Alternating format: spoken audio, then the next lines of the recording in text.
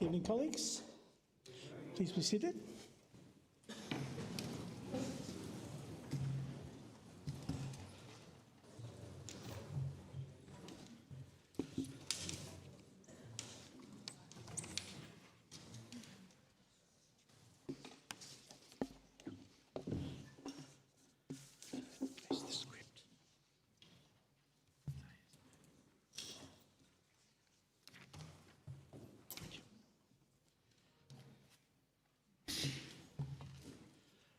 Welcome to this first special meeting of the City Council to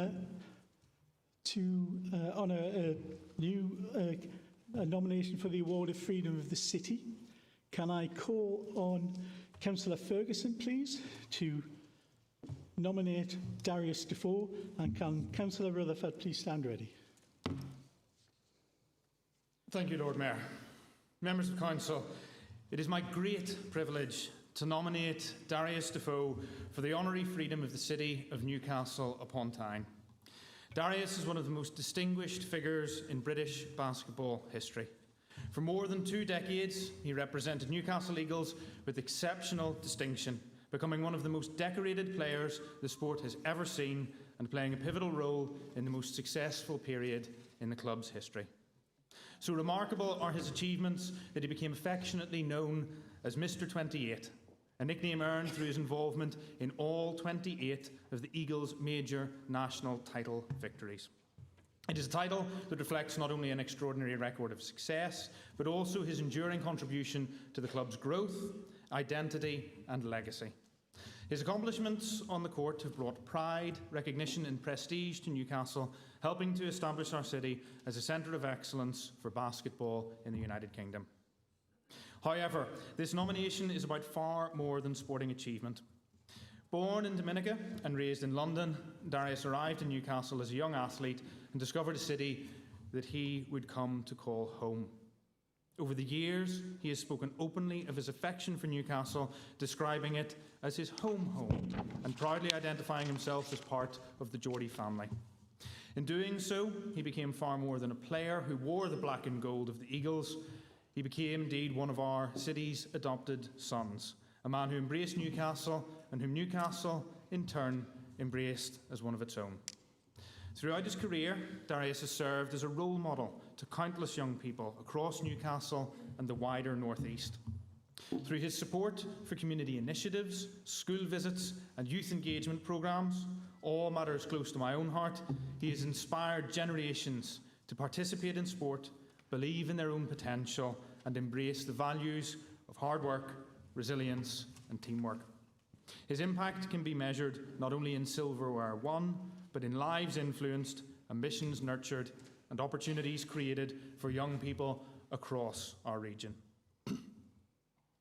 In an age where professional sport is often characterised by short-term contracts, changing allegiances, and constant movement, Darius demonstrated something increasingly rare: loyalty.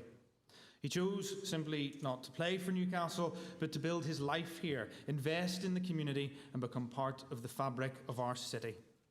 For more than 20 years, he represented Newcastle with humility, professionalism and pride, earning the respect and admiration of teammates, opponents and supporters alike.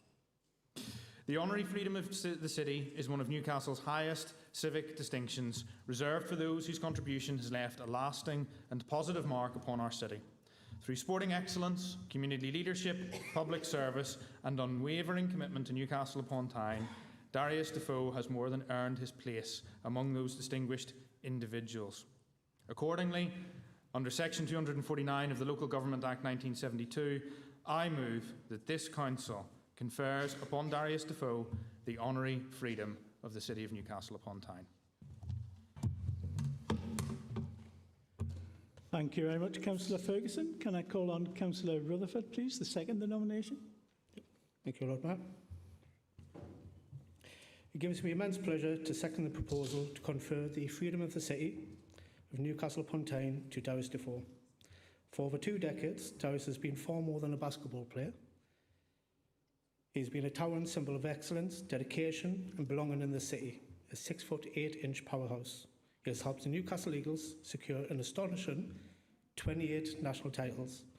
He has graced our courts with skill, leadership and an unwavering commitment that has inspired generations of young athletes. But Darius's true legacy stretches far beyond the scoreboard. Arriving in the UK from Dominica as a young boy, he made Newcastle his home. He has given back to it with extraordinary generosity.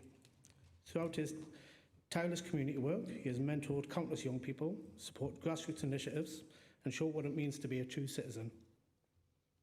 Using his platform to uplift others, promote inclusion, and strengthen the fabric of our communities. In an era where role models are so badly needed, Darius Defoe stands tall, not just in height, but in character, humility, and service. He embodies the very best of Newcastle: resilience, passionate, hard-working, and deeply proud of this city that he has called home for so long. It is an honour to second this motion. Thank you, Councillor Rutherford. And I gather that's your maiden speech to Council, so I'm sure Council want to congratulate you in the normal way.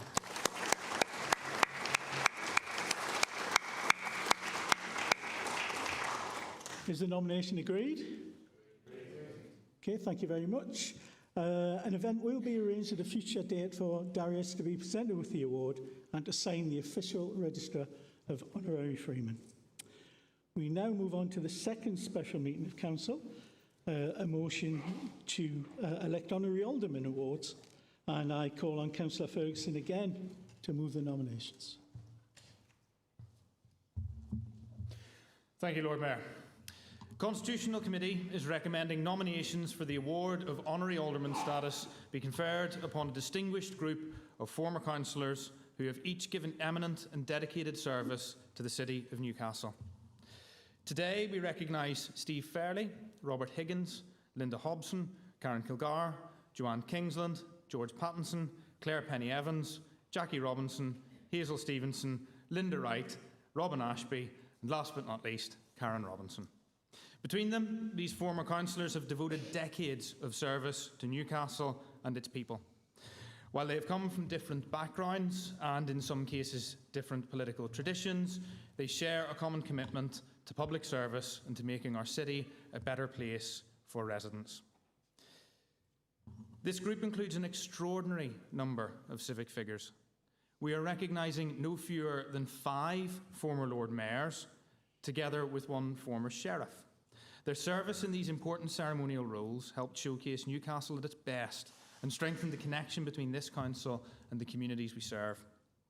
We also recognise Karen Kilgar, who made history as Newcastle's first female leader of the council, a significant milestone in the city's civic story. What unites all those before us today is not one of individual achievement, but a lasting legacy of service. They have supported local communities, championed residents, helped shape policy, represented wards with dedication, and provided leadership during periods of challenge and change. They were proactive and committed advocates for the people they served, earning the respect of residents, colleagues, and partners across the city through their tireless work on behalf of their communities. Their commitment to public service has strengthened communities across Newcastle and leaves a lasting legacy that continues to be felt today. The title of Honorary Alderman is reserved for those whose contribution has been exceptional. It is fitting that we recognise not only the offices they have held, but the countless hours, years, and indeed decades they have dedicated to public life on behalf of the people of Newcastle, and on occasion at the expense of time for themselves or with their family and friends. On behalf of the Council, I would like to express our sincere thanks and appreciation for their distinguished service, commitment to the city, and lasting contribution to civic life. Politics so often seeks to find our differences, but in supporting these nominations, we signal that there is more that unites than divides us. I am therefore delighted to support these nominations and congratulate each of our proposed honorary aldermen on being nominated for this well-deserved recognition. Thank you, Lord Mayor. Thank you very much, Councillor Ferguson. Can I call on Councillor Rutherford to second the nominations? Okay, thank you very much. Are the nominations agreed? Oh, yes. Councillor Donnelly?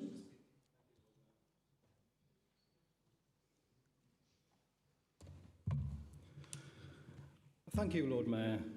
Honours matter because they are trusted. They retain their value because people believe they are awarded for merit, contribution and service, not because of political circumstances.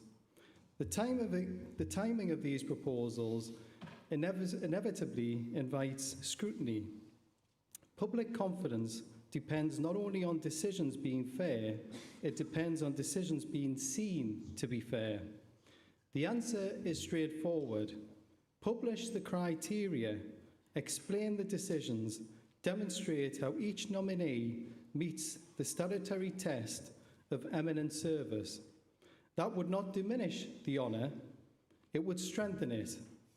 Those receiving the title would know that their contribution has been recognised through a process beyond question. And the people of Newcastle would have confidence that one of the city's highest civic honours continues to mean what it is intended to mean. Newcastle civic traditions belong to the whole city. The title of Honorary Alderman should represent exceptional service to Newcastle, not political favour, not patronage and not reward. A civic honour should never be about who has the power to give it. It should be about why somebody has earned it. Thank you, Lord Mayor. Yes, thank you very much.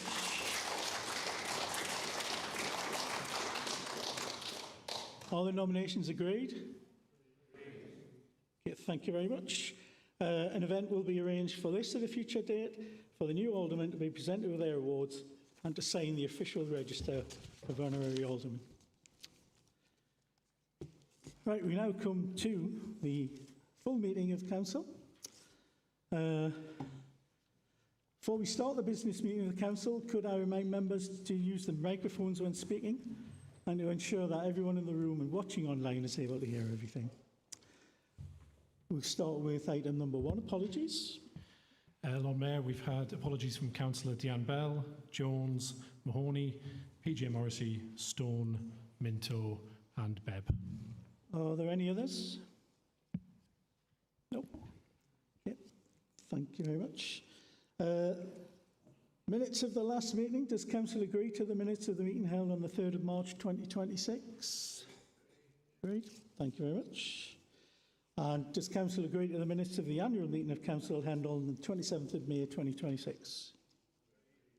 Thank you very much. Official announcements. On behalf of council, I would like to congratulate all those with a connection to Newcastle who were recognised in the King's Birthday Honours list last month. And I have some sad things to pass on now. Sir Neville Trotter, former Conservative MP for Tynemouth and member of Newcastle City Council and Tyne Wear Metropolitan Council, County Council, died on the 30th of June. He was a gentleman of the old school and well regarded by political friends and foes alike. Sir Neville was a member of the City Council from 1963 until 1974 in Dean Ward. He served briefly on the new Tyne Wear County Council until being elected MP for Tynemouth in 1974. He retired from the House in 1997. On behalf of all members of the Council, I'd like to offer condolences to Sir Neville's family and friends. On behalf of all members, I would like to offer our deepest sympathies. And I'm sure most members will have noticed the absolutely awful news of the murder of Anne Widdecombe recently, which I think has shocked everyone across the political spectrum. And certainly my view on this is if you hurt one of us, you hurt all of us. So certainly I'd like to pass on the condolences of council to her family and friends. And also last Friday I attended a funeral service for PC Jess Turnbull at St Nicholas's Cathedral. The police officer was mourned by hundreds of colleagues as the policing family pulled out all the stops in her memory. Little over a month after he was killed on the job when hit by a car at the scene of another incident. I represented the council at that funeral, and it was a very moving service, and I don't mind telling you I was drawn to tears several times. PC Turnbull was just 19 at the time of her death and had only officially joined Northumbria Police in September 2025. On behalf of all members of the City Council, I'd like to offer our deepest sympathies to PC Turnbull's parents, wider family, friends and colleagues. As a mark of respect, can I now ask that, if you are able, that we stand for a minute's silence?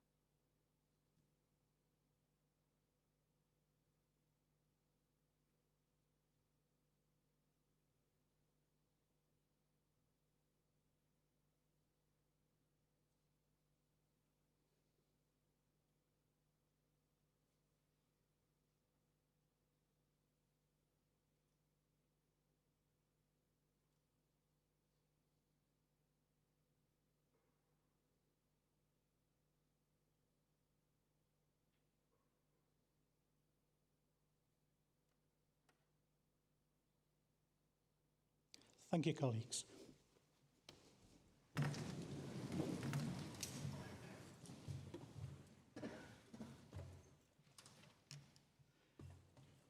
I have one other announcement. I understand the Grassverge parking motion on the agenda, item 19, is being withdrawn. Item 4, correspondence. Does Council agree to receive the correspondence from the Department for Transport and the Ministry of Housing, Communities and Local Government? Agreed? Yep. Petitions. 2 petitions have been received. First of all, can I call on Megan Thompson-Stewart to present the petition about creating Newcastle upon Tyne 34th Country Park?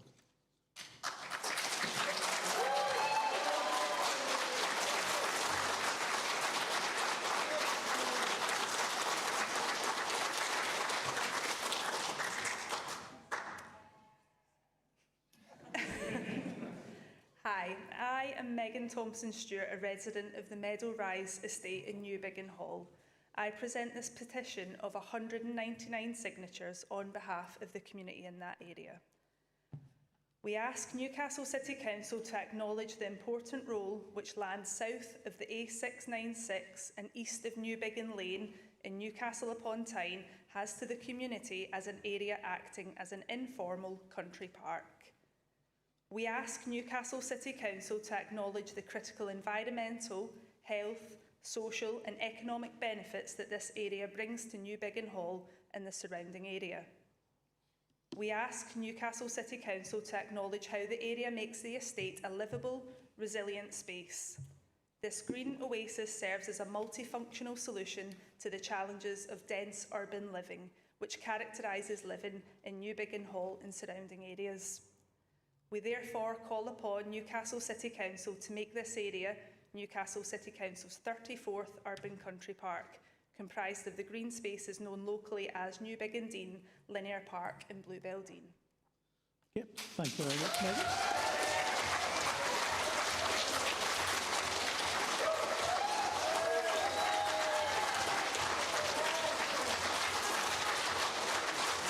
Thank you very much.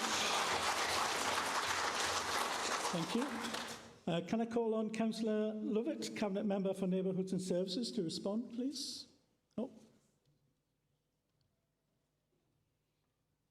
Sorry, Lord Mayor, you're going to have to put up with me. Okay. Thank you very much, Ms Thompson-Stewart, for your petition regarding the lands around Bluebell Dean. First of all, I just want to say we absolutely recognise the importance of accessible green space and natural environments in our neighbourhoods. We know the contribution to everyone's well-being in the area around Newbiggin Hall as well.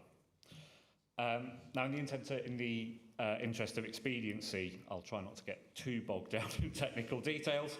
However, I think it's worth noting that no planning application has come forward on this land, and no one at the council has been made aware of any plans to do so. The only submission that has been made at the moment is around a screening opinion under the town and country planning regulations. So through this process, The developer is essentially asking the council to form a view on whether or not they then may need an environmental impact assessment once a hypothetical planning application does come in. Now, that being said, we would absolutely love the opportunity to engage with ward members, and I think that there's already been an offer that's gone out to Councillor Moore about that, and I'd be very, very happy to meet with signatories and yourself to discuss this further. Thank you. Okay, thank you very much, and thank you, Megan. Thank you. Does council agree? Yes, sorry? I'd like to speak. I'm afraid you can't do that under the Speak under standing orders 11G. 11G, right? Okay. Hold on a moment. Firstly, ward council. Can you hold on a moment, please, Councillor Moore? Okay, it's 11G. I know my standing orders.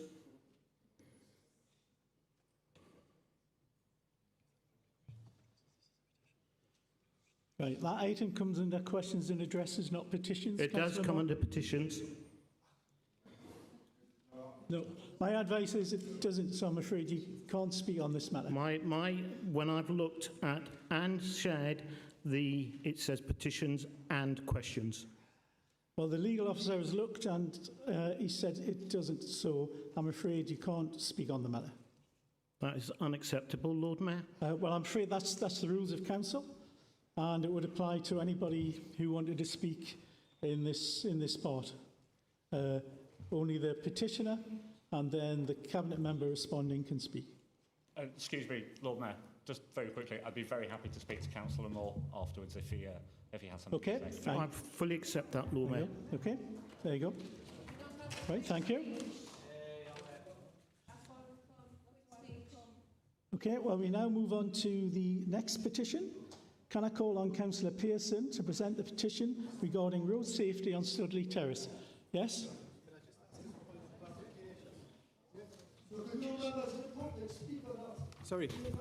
Sorry, Lord Mayor, could I just ask as a point of clarification? 11G is meant to send an address from the public to either the cabinet member or indeed bring it back to council. Is that incorrect, Lord Mayor?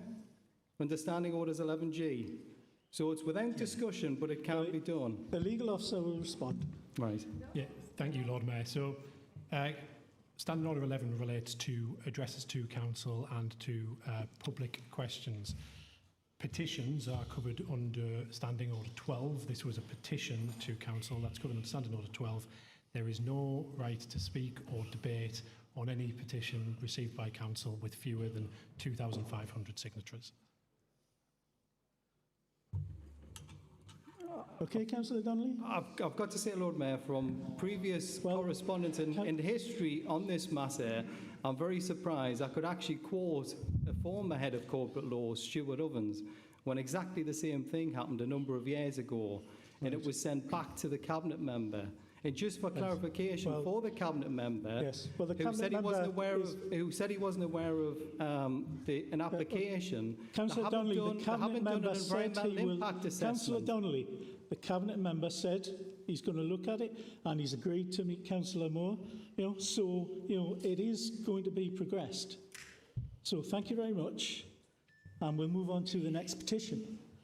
Can I call on Councillor Pearson to present the petition regarding road safety on Studley Terrace? Councillor Pearson. Thank you, Lord Mayor. I shall not await the riotous reception that the first petition met with, but you never know. This is presented on behalf of residents of Arthur's Hill. It currently has 190 signatures. Councillor Pearson, can you just hold on a second? We'll let people leave the public gallery. Apologies.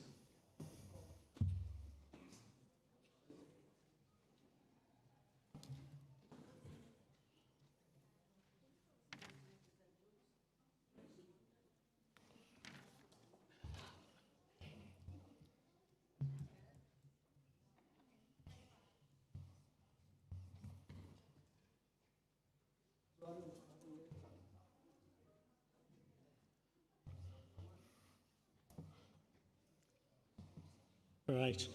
Okay, Councillor Pearson, do you want to Thank you. Studley Terrace, separating Arthur's Hill and Nunsmore Park, is crossed daily by children and adults accessing the park. Currently, no traffic calming measures exist here, in contrast to neighbouring streets. Consequently, vehicles often exceed the speed limit along this stretch. Fast and frequent traffic combined with poor visibility due to twists in the road by the entrance to the CAV suggest accidents waiting to happen. There have been some already, and we must avoid more. We believe that measures improving safety for pedestrians should be introduced here as a priority, including speed bumps, the zebra crossing and Central Island. Thank you. Thank you very much, Councillor Pearson. And that counts as your maiden speech to Council, so thank you very much.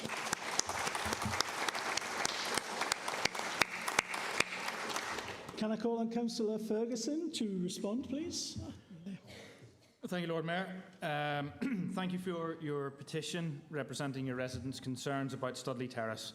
I agree, as noted in the original wording of the petition, that Nunsmore Park is an amazing resource. We're very lucky to have such fantastic green space available to us here in Newcastle. I have asked officers to review the relevant speed and collision data for Studley Terrace. They inform me that 85% of vehicles are travelling at 23 miles per hour or slower, which is lower than the threshold that would trigger the police to initiate enforcement action. There have been 6 recorded injury collisions involving a vehicle in the last 5 years. In my view, one accident is one too many, but on Studley Terrace, speed has not been cited as a contributory factor in those. In light of the evidence and the current Department for Transport guidelines, Studley Terrace would not typically be flagged as a site of concern for traffic calming. However, in view of the request for crossing facilities to access Nunsmore Park and the ongoing concerns over vehicle speeds, officers are arranging for more detailed surveys to be undertaken. We will share the results of these surveys in due course to inform what crossing facilities are appropriate. In the meantime, I would welcome the opportunity to discuss your concerns further if you would find that helpful. Thank you, Lord Mayor. Thank you very much, Councillor Ferguson. Does Council agree to receive the petition? Thank you very much. We now move on to public question time. 2 requests to address Council have been accepted for the agenda. Council procedure rules allow a continuous period up to 15 minutes to allow members of the public to ask questions to address the Council. Written responses will be provided if the time limit is exceeded. So first of all, can I first invite Dr. Teresa Cairns to address Council? Dr. Cairns.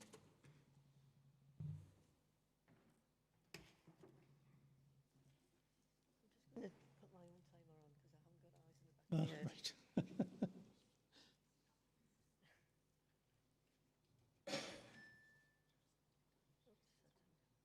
Right. 5 minutes.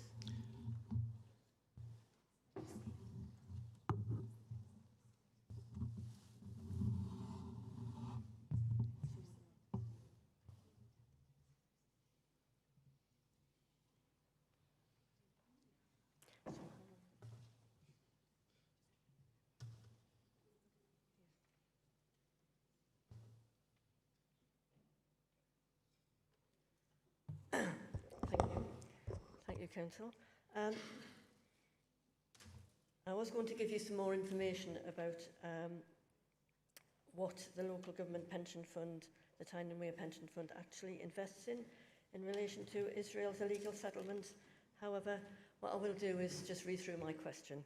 I'm not assuming that you've all read it. That doesn't usually happen. The need for action on Gaza and Palestine is urgent as there is no ceasefire. There have been at least 1,000 people killed since the ceasefire was declared last October. The humanitarian situation is dire, with no essential supplies entering Gaza and ethnic cleansing taking place across the West Bank and throughout southern Lebanon. Newcastle City Council passed a motion about ethical investment and procurement on the 3rd of December 25, with a requirement to report to full council within 6 months on progress with each of the actions outlined. I'm here to ask for that progress report. Point 1. What progress has been made on the review of the Council's financial ties and procurement practices, and when will this be reported to full council? 2. The Council already has an ethical investment and procurement framework. What work has been done to strengthen this, and what processes are now in place to scrutinise investment decisions in the context of human rights abuses or breaches of international law? 3. What work has been done with the Tyne and Wear Pension Fund to encourage divestment from companies complicit in the genocide in Gaza and illegal occupation of the West Bank and East Jerusalem? 4. How has it used its position as a member of NECA's cabinet to work with the combined authority to adhere to an ethical procurement and investment policy across its operations? 5. What work has the Council undertaken with trade unions and local organisations and communities to address concerns related to the genocide in Gaza and the illegal occupation of the West Bank and East Jerusalem? And 6, is there a report due to be presented to Council, and when will this be available to the public for reading and analysis? Thank you. Thank you, Dr. Pence. I now call on Councillor Mitchell, Deputy Leader and Finance and Resources Portfolio Holder, to respond. Mr. Mitchell. Thank you, Mr. Mayor. First of all, I'd like to thank you for the question, and I understand the concerns in the original motion and your request for a report back.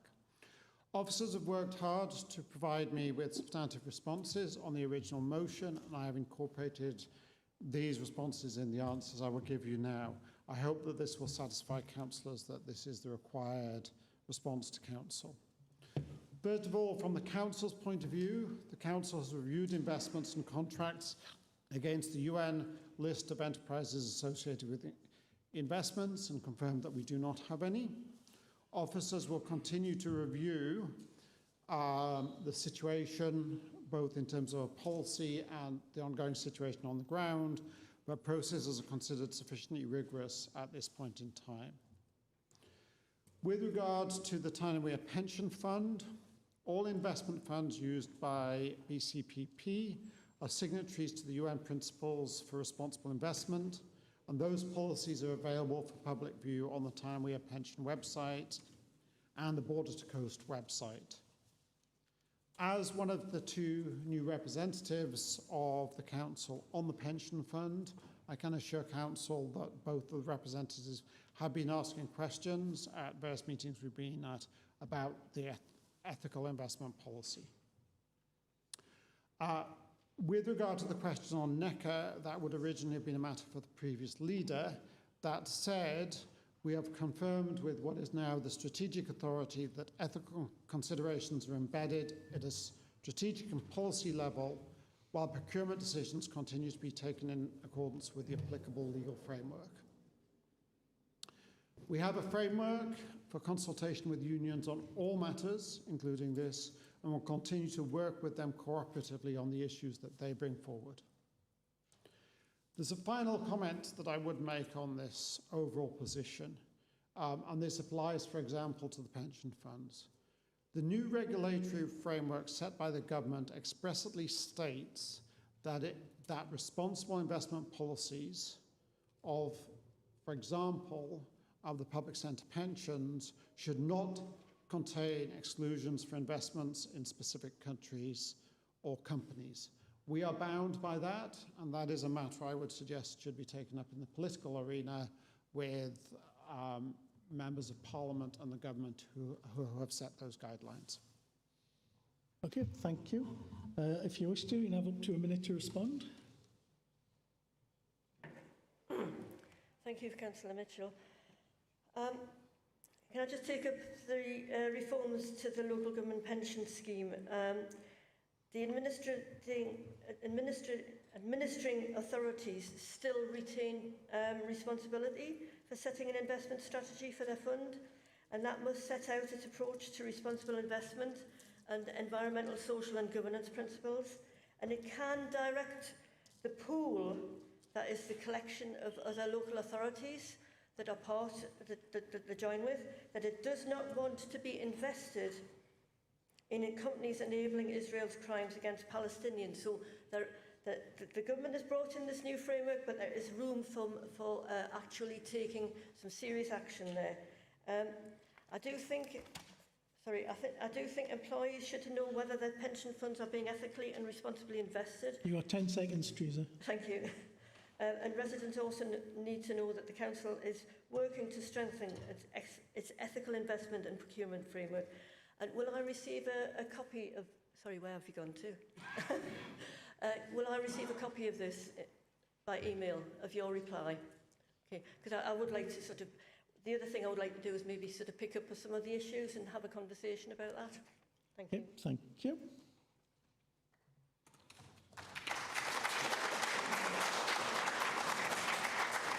Can I now invite Dr. David Webb to address council, please?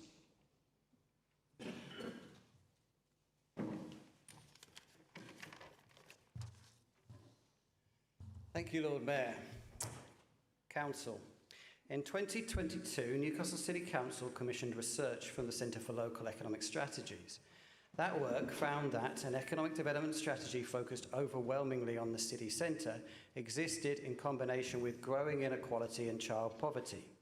It argued for a need to move away from, quote, old assumptions about where wealth comes from and who will benefit. New calculations by the North East Foundational Economy Alliance, a research network supported by the Economic and Social Research Council, show that 77% of new office space at the Pilgrim Quarter is rented by the public sector, and of the remaining 23%, at least 74% of private office activity has simply been moved around. A maximum of just 6% may be new employment. That's about 1.5 floors of one block, at the cost of displacing a community of artists and musicians that they say brought 5 million people into the city centre each year. Approximately £19 million a year is being spent by the public sector on Grade A office accommodation owned in the British Virgin Islands by the second richest family in the UK. In taking this research forward, we would like to know, has Newcastle City Council undertaken any monitoring at all of the 2012 City Deal? What proportion of the associated accelerated development zone funding spent and projected to be spent on arts and music has been spent locally or in the social economy? And thirdly, what policy principle sits behind both the decision to support the Pilgrim Quarter with subsidies and the purchase of long-term public leases and the ongoing policy of charging commercial ground rents to social enterprises and community benefit organisations? Thank you. Okay, thank you very much. Can I now call on Councillor Burbidge, Cabinet Member for Inclusive Economy and Skills, to respond, please? Thank you, Lord Mayor, and thank you, Dr. Webb, for your question. I'm pleased to confirm that the Council has monitored the deal throughout its 14 years of life so far. Signed with government by Newcastle and Gateshead councils in 2012, this was a Lib Dem idea conceived here in Newcastle and championed by Nick Clegg, and is now proving dividends and driving investment and economic growth. The ADZ objectives spanned jobs, offshore investment, carbon reduction, housing, broadband and highways, all of which have been achieved. We monitor each zone by a range of metrics which are reported regularly through senior leadership. A key headline: the ADZ has enabled us to leverage over £1 billion of private investment into the area at a ratio of approximately 16:1. On how much ADZ arts and music funding has been spent locally, for context, the deal runs until 2038 and has only just reached its midpoint. Funding is now moving into surplus after the upfront investment that unlocked the development, and which has now been completed or is underway. One allocation which has been agreed so far is a £15 million programme for events and culture directly supporting the city's arts and music economy, of which £10.9 million has been spent on items including Novum Festival, Magic Weekend, the Great North Run, amongst others. Additionally, we have funded activities including £1 million for the new Centre for Writing and Publishing, as well as money given to Boho Arts, to name a few. Most anticipated funding is therefore not yet committed, but I can confirm Cabinet will be considering an ADZ spending policy in the autumn to give further detail to the next phase of the deal. On the policy principles behind our approach to the Pilgrim Quarter and to social enterprises more broadly, I hope I can offer you some assurance. The Council has provided no subsidies or long-term leases there. Our role has been in enabling works. By that, I mean highways, public realm, and ongoing work with the development on the bridge crossing. Nor is our estate run on purely commercial terms. Many agreements we have with VCSE organisations are on peppercorn or highly subsidised terms, which I hope you'll recognise as a significant ongoing contribution to support community activity here in the city.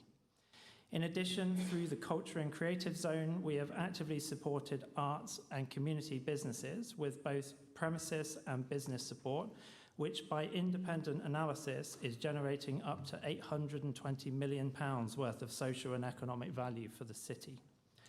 Finally, we are now reviewing our support for VCSE organisations in council properties to establish a clear baseline and also aim to pilot a more coordinated approach backed by £100,000 of investment, designed not in isolation, but in partnership with the sector. So I thank you for your question and welcome your continued interest in both the ADZs and our arts and music economy. Okay, thank you, Councillor Burbidge. I believe that was your maiden speech to Council, so well done.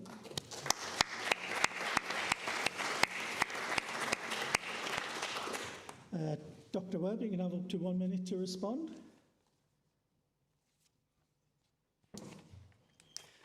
Thank you, Councillor Burbidge.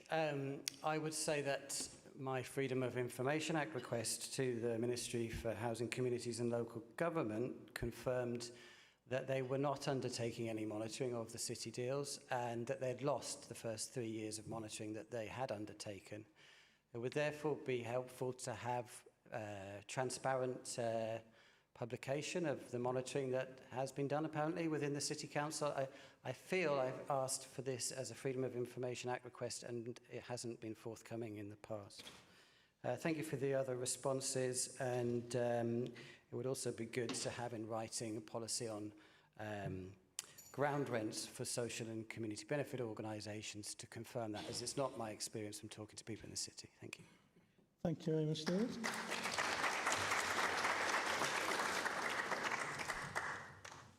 We now move on to item 7, council meeting dates for the municipal year 26-27.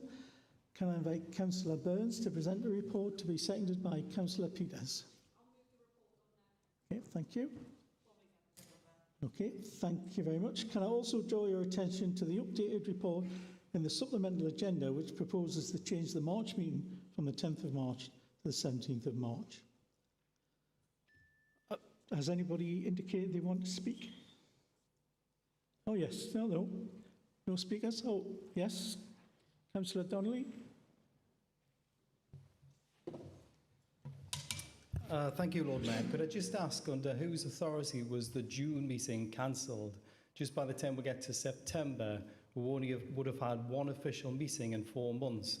And I don't think that's really acceptable, contemplating the business that we've got here this evening and the business that we would have had in June.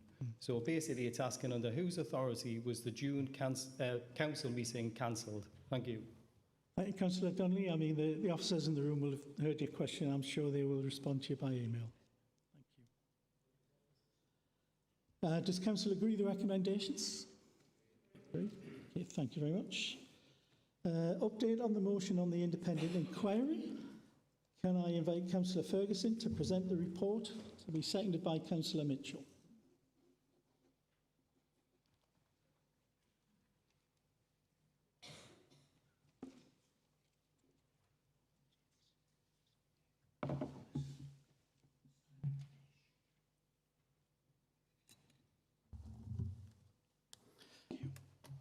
Thank you, Lord Mayor. Tonight, I am pleased to present a report that ends a long journey I started here more than 18 months ago, when I successfully called for an independent inquiry to be commissioned to look into our political governance culture. Tonight, here it is. The purpose of the motion was straightforward: to seek independent assurance that the Council was operating effectively and that any issues would be identified openly and addressed transparently. The LGA peer team brought in was asked to provide an objective assessment of the Council's leadership, governance and culture.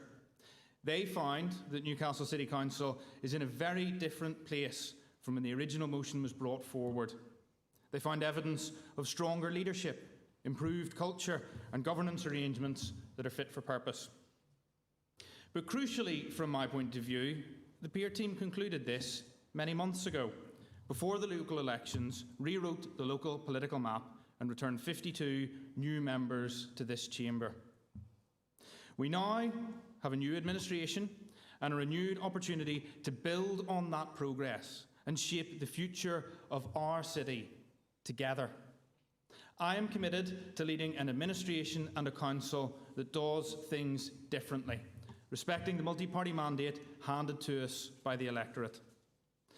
Because Newcastle deserves stability and certainty so that we can deliver an unapologetically bold, ambitious vision for our people that delivers inclusive economic growth, neighbourhoods and communities that we can be proud of, best-in-class frontline services and real value for money.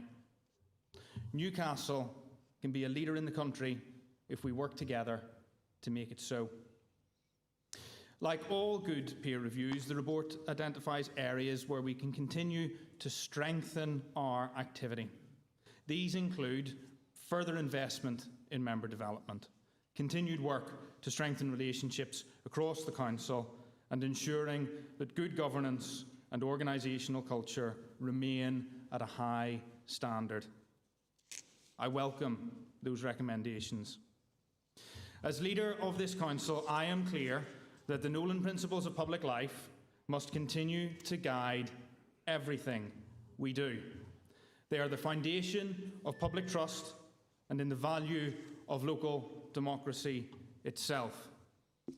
And if I may be permitted at this moment to go slightly off script, that includes not making baseless accusations about political favour, about appointments that are made in this chamber when fully considered on a cross-party basis at Constitutional Committee.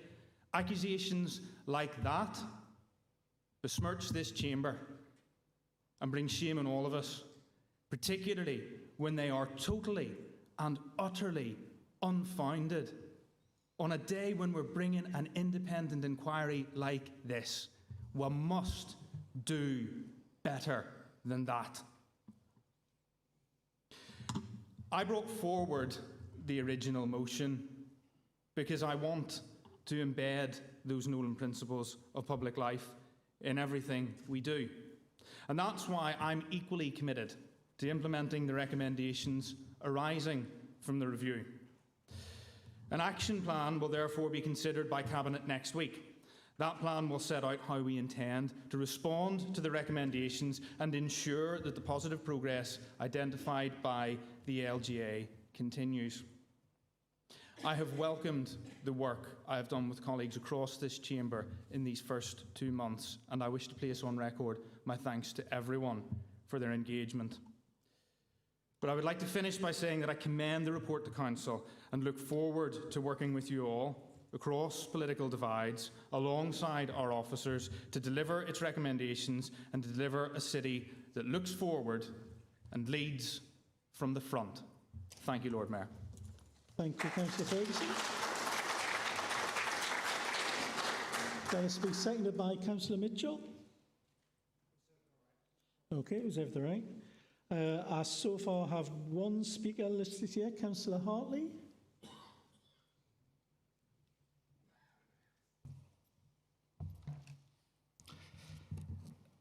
Thank you, Lord Mayor. Before I start, can I just echo the comments that you made earlier, referring to the sad and tragic killing of PC Jess Turnbull in the line of duty. Our thoughts, of course, are with her friends, her family, everyone affected by that. And also, may I extend our deepest sympathy to our colleagues in Reform UK and to all of us who were shocked and saddened to hear about the murder of Anne Widdicombe. Now, onto this agenda item. I really welcome that this report's been published at last. The Local Government Association put in a lot of work, and it is incumbent on all elected members, whether you were here before May or have only been here since May, to read and digest the findings. I want to be absolutely clear that our support for this inquiry as Greens was not about the actions of specific individuals. It was about tackling the cultural and organisational challenges that councils face. We need a politics built on compassion.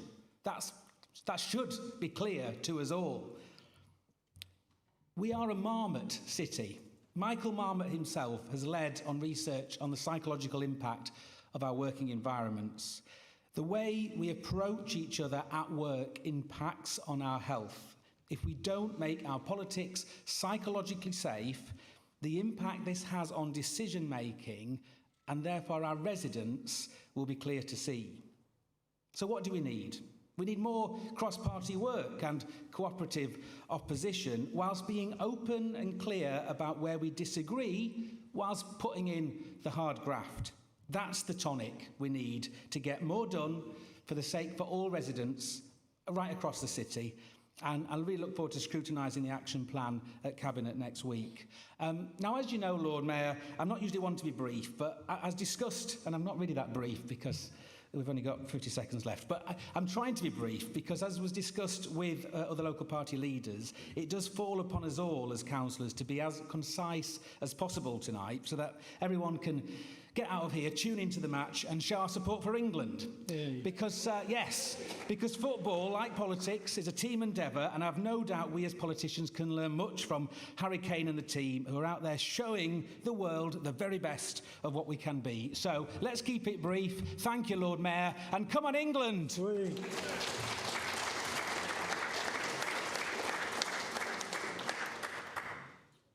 If there are no other speakers, I'll call Councillor Mitchell off the bench. Has he reserved the right to speak? No?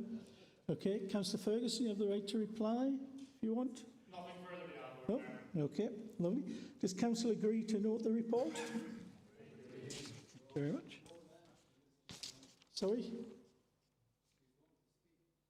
Oh, you were wanting to speak. Oh, sorry, I didn't see your hand up. Go on then. Yeah.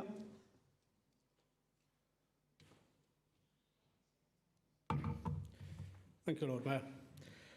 From my perspective, real progress has been made, and this is, from what I can see, the most collaborative council that there has been in recent years. I would like to see a commitment from the other side of the chamber of embodying the ideals of a toxic culture report by continuing to lead in that collaborative spirit, including by running a fair and positive campaign with no further derogatory leaflets about our former councillor. Thank you. Okay, thank you very much. Well, just stepping back, does Councillor Mitchell want his right to reply? No. Councillor Ferguson, do you want to? No. Okay. Does Council still agree with the report? Note the report? Yes. Sound. Thank you. Now move on to questions. There are no oral questions on the agenda today.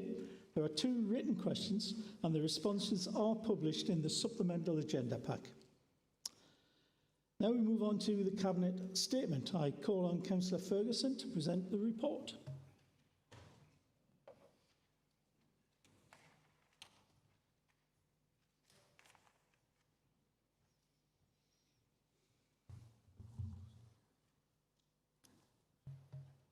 Thank you, Lord Mayor. I've been trying my best to get ready for these, and they keep taking me by surprise. Can I just say before I get into the substantive element of the Cabinet statement that I'm not quite going to be able to match the energy of Councillor Hartley, but just for anyone who's not used to seeing me here, I normally wear a yellow tie, but I have tried to go for white and red here tonight, all right? So that you're not in any doubt, I'm not supporting Argentina this evening, all right? I just want to make that clear. So, Lord Mayor, to the Cabinet statement, I want to say I'm delighted to be presenting the first Cabinet statement of our new administration, which clearly demonstrates how we're already delivering at pace and at scale across cabinet portfolios, delivering on the priorities of the people of Newcastle. Given time tonight and the desire to get through business as quickly as is reasonably possible, I'm not going to speak at length on every topic in the statement, but it would be remiss of me not to highlight just a few things. I'm delighted to present to Council Newcastle's Big Conversation, one of the largest engagement exercises ever undertaken by us in the city, and a rich evidence base for members in the Chamber to see at citywide scale what our communities want their council to do for them. 10,000 people shared their view with us, and I want to thank each and every one of them for taking the time to do so. This will form the foundation of the development of a new, refreshed, cross-party collaborative council plan. This is a strong mandate for our ambition to combine visible neighbourhood improvements with continued investment in prevention and community well-being. People want a city that is cleaner, greener and safer, and that continues to care for those in need. They want Newcastle to be ambitious as the capital of our region, creating opportunity in every community. But the big conversation is not over. We will keep it going, building stronger relationships with communities by showing them how we're acting on big conversation responses and working together across this chamber to shape how our council plan delivers the priorities that our city has told us loud and clear are important to them. And that's not all. Celebrating Armed Forces Week with the first Armed Forces Day ceremony since 2022, raising the pride flag when such a straightforward act is made to seem controversial, bringing forward operators for our parks cafes, great recognition at the national level for our staff and the work they're doing across inclusion, education and training and community cohesion, and on and on. I am unashamedly ambitious for Newcastle. There's so much potential here, and we are working hard to unlock it together. One final thing before questions, Lord Mayor.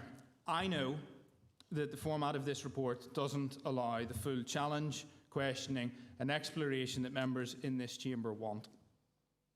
And so I just want to put on record that I am committed to working with you all to make sure that this item does what it needs for all of us. But in the meantime, I understand there are questions, and I look forward to getting stuck into those and the responses. Thank you. Thank you very much, Councillor Ferguson. 4 questions have been received. I'll ask each person to read out their question in turn, and the Cabinet member will respond. So the first question is from Councillor Burns, to be answered by Councillor Austin. Thank you, Lord Mayor. Newcastle is at its best when communities unite and we rise above hate and division. With that in mind, can the Cabinet member tell us more about what is being done to promote and celebrate Pride Month? Councillor Austin.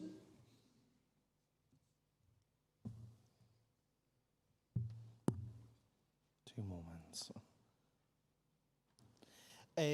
Pride Month is a very important month. In Newcastle, we, for the first time in many years, put the Pride flag up to show that we stand with our LGBT community. The Council supports Pride through a number of different partnership works. We will continue to fund Pride in the future in Newcastle. We are having the next Pride flag will be raised the Friday of Pride weekend, and colleagues will all be invited to attend. In our commitment continues beyond Pride Month as we work with partners to challenge discrimination and strengthen our communities and embed what decisions we make. And by supporting Pride, we reaffirm Newcastle is a welcoming, inclusive city. Thank you. Thank you very much, Councillor Austin. Before I call on Councillor Davies, can I just remind members to put any devices they have on silent? I keep hearing bings and bongs across the room. So, Councillor Davies to ask the question of Councillor Lovett. Yes. Thank you, Lord Mayor. We in the Green Group are pleased to note that the weed treatment service has been brought back in-house. Currently, for streets to opt out of harmful pesticide use like glyphosate, for example, the council's position is that 100% of households must agree to this approach being taken, 100%. Could the Cabinet member confirm that this policy will be swiftly reviewed to relax these requirements, such that if a group of residents in a given street can develop and commit to a 6-month plan for weed removal in their street that meets council regulations, is in keeping with its biodiversity goals, and meets council targets at scheduled review points, that such an alternative approach could be taken? Thank you. Thank you very much, Councillor Davis. And I gather that's your maiden speech. Well done.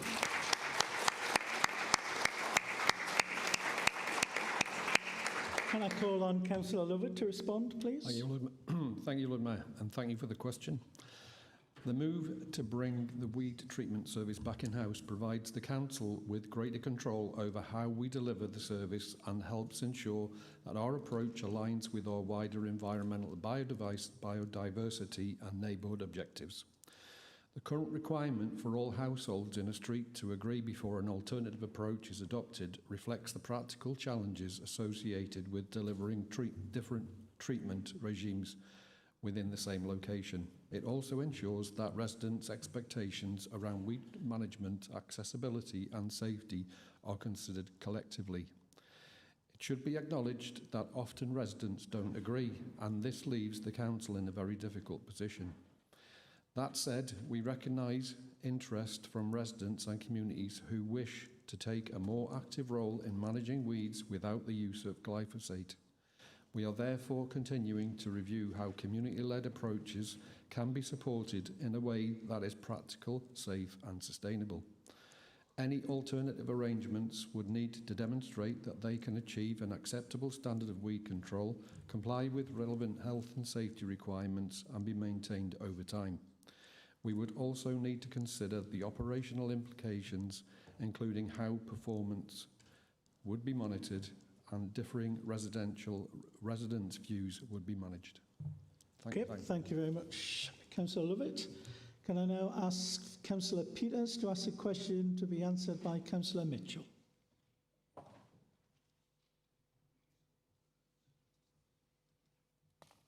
Thank you, Lord Mayor. It's fantastic to see the results of the big conversation and to hear about residents and other stakeholders' priorities for the city. What would the Cabinet member say are the key lessons learned from this in terms of what has made this consultation so successful? And can Cabinet commit to ensuring that such principles are carried forward into any further consultations conducted by the local authority? Thank you very much, Councillor Peters. Councillor Mitchell.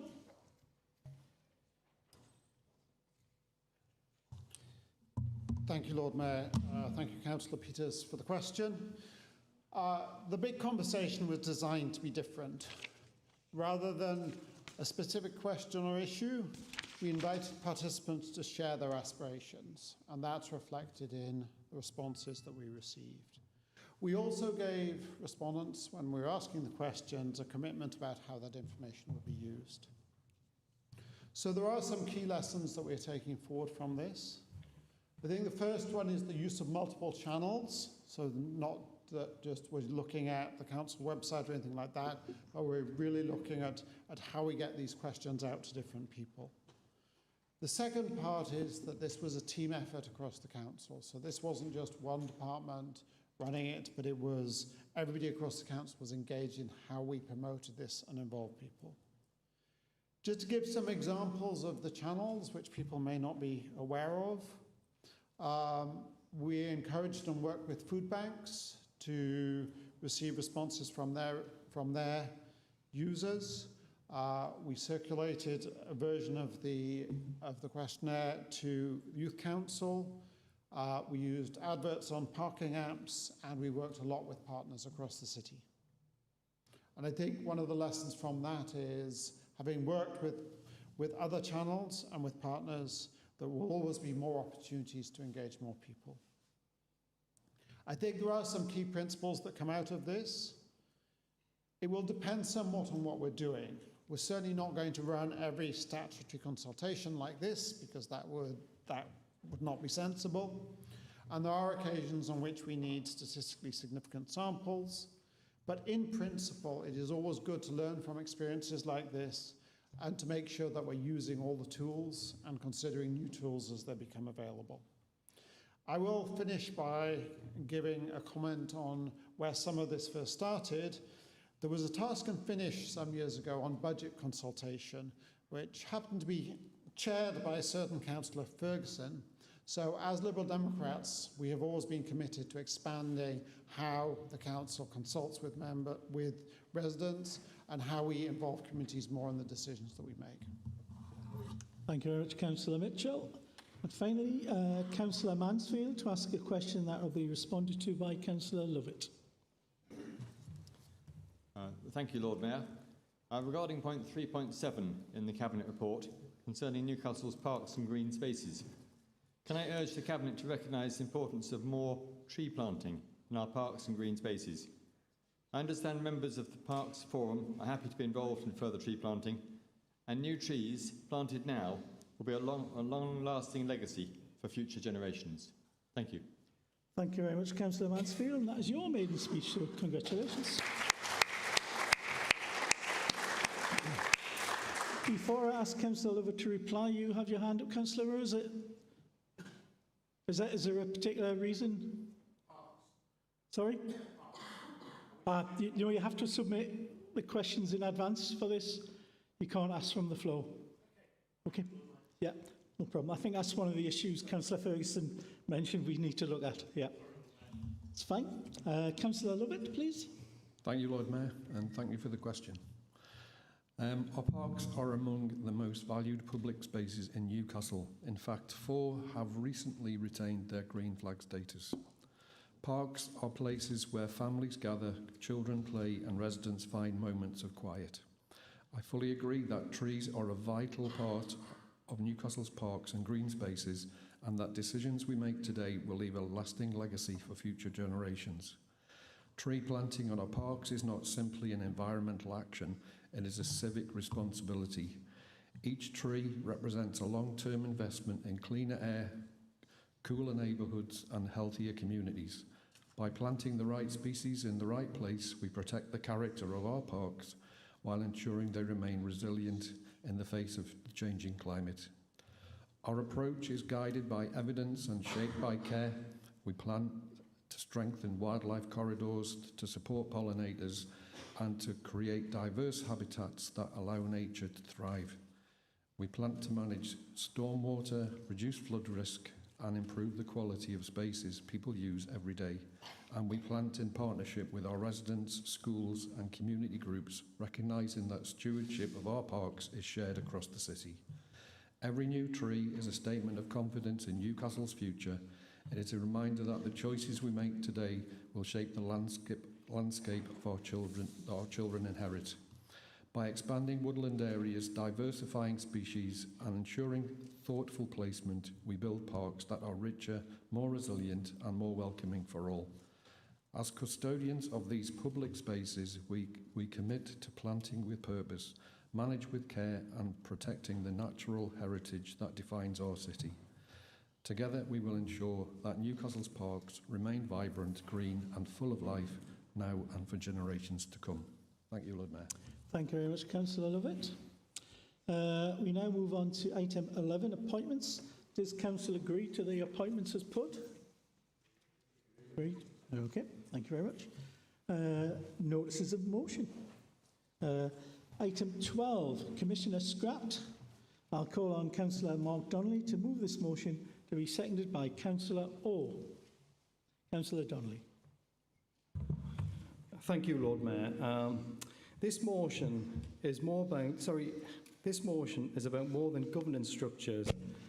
It's about how residents experience policing in their neighbourhoods. Police and crime commissioners were introduced with a promise of improving accountability and strengthening local links between policing and communities. However, concerns have grown over whether the model has delivered the improvements that were promised.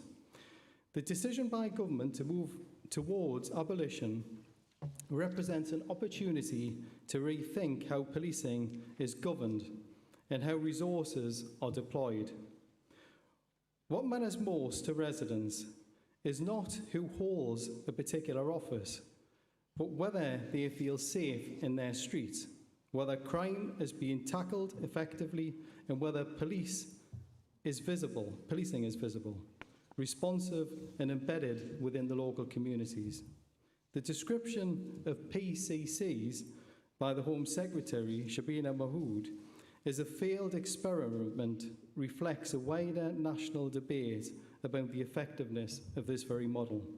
When the abolition proceeds, it is essential that we do not simply replace one failed structure with another that risks created the same distance between the decision-making and community experience, which is essential. Local government must play a constructive role in shaping any succession arrangements.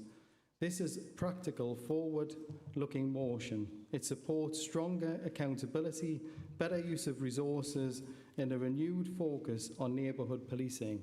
I know that there's been an amendment to this motion, and I would really urge members to think about one issue. Within the government website, it clearly states police and crime commissioners, PCCs, will be abolished, saving the taxpayer at least 100 million and helping to fund frontline officers to cut crime. Who on earth would put a politician, an office and staff above the police that look after our communities? Think on that one, Lord Mayor. Thank you. Thank you, Councillor Donnelly. Can I call on Councillor Orr, please, the second? Lord Mayor, members, I was honoured to be asked to support this motion by Councillor Donnelly. He is a highly respected and long-standing member of this chamber, and therefore I accepted without hesitation. Before becoming a councillor, I served as a police officer for 30 years with Northumbria Police. I saw at first hand the negative impact of police and crime commissioners on policing. Policing is non-political. Our system of policing is by consent. Officers serve the public without fear or favour. They respond to the bespoke needs of our communities. Those holding chief constables to account must do so on a cross-party and independent basis, as they did so in the past. Police and crime commissioners were a bad idea. Politicians now agree that they were. They have decreed to abolish them. I see no reason that their demise should not be hastened. I therefore second this motion. Thank you very much, Councillor Rowe. And that is your maiden speech to Council, so congratulations.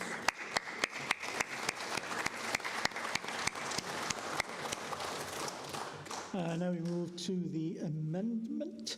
Can I call on Councillor Mitchell to move it, with Councillor Ferguson standing by to second? Thank you.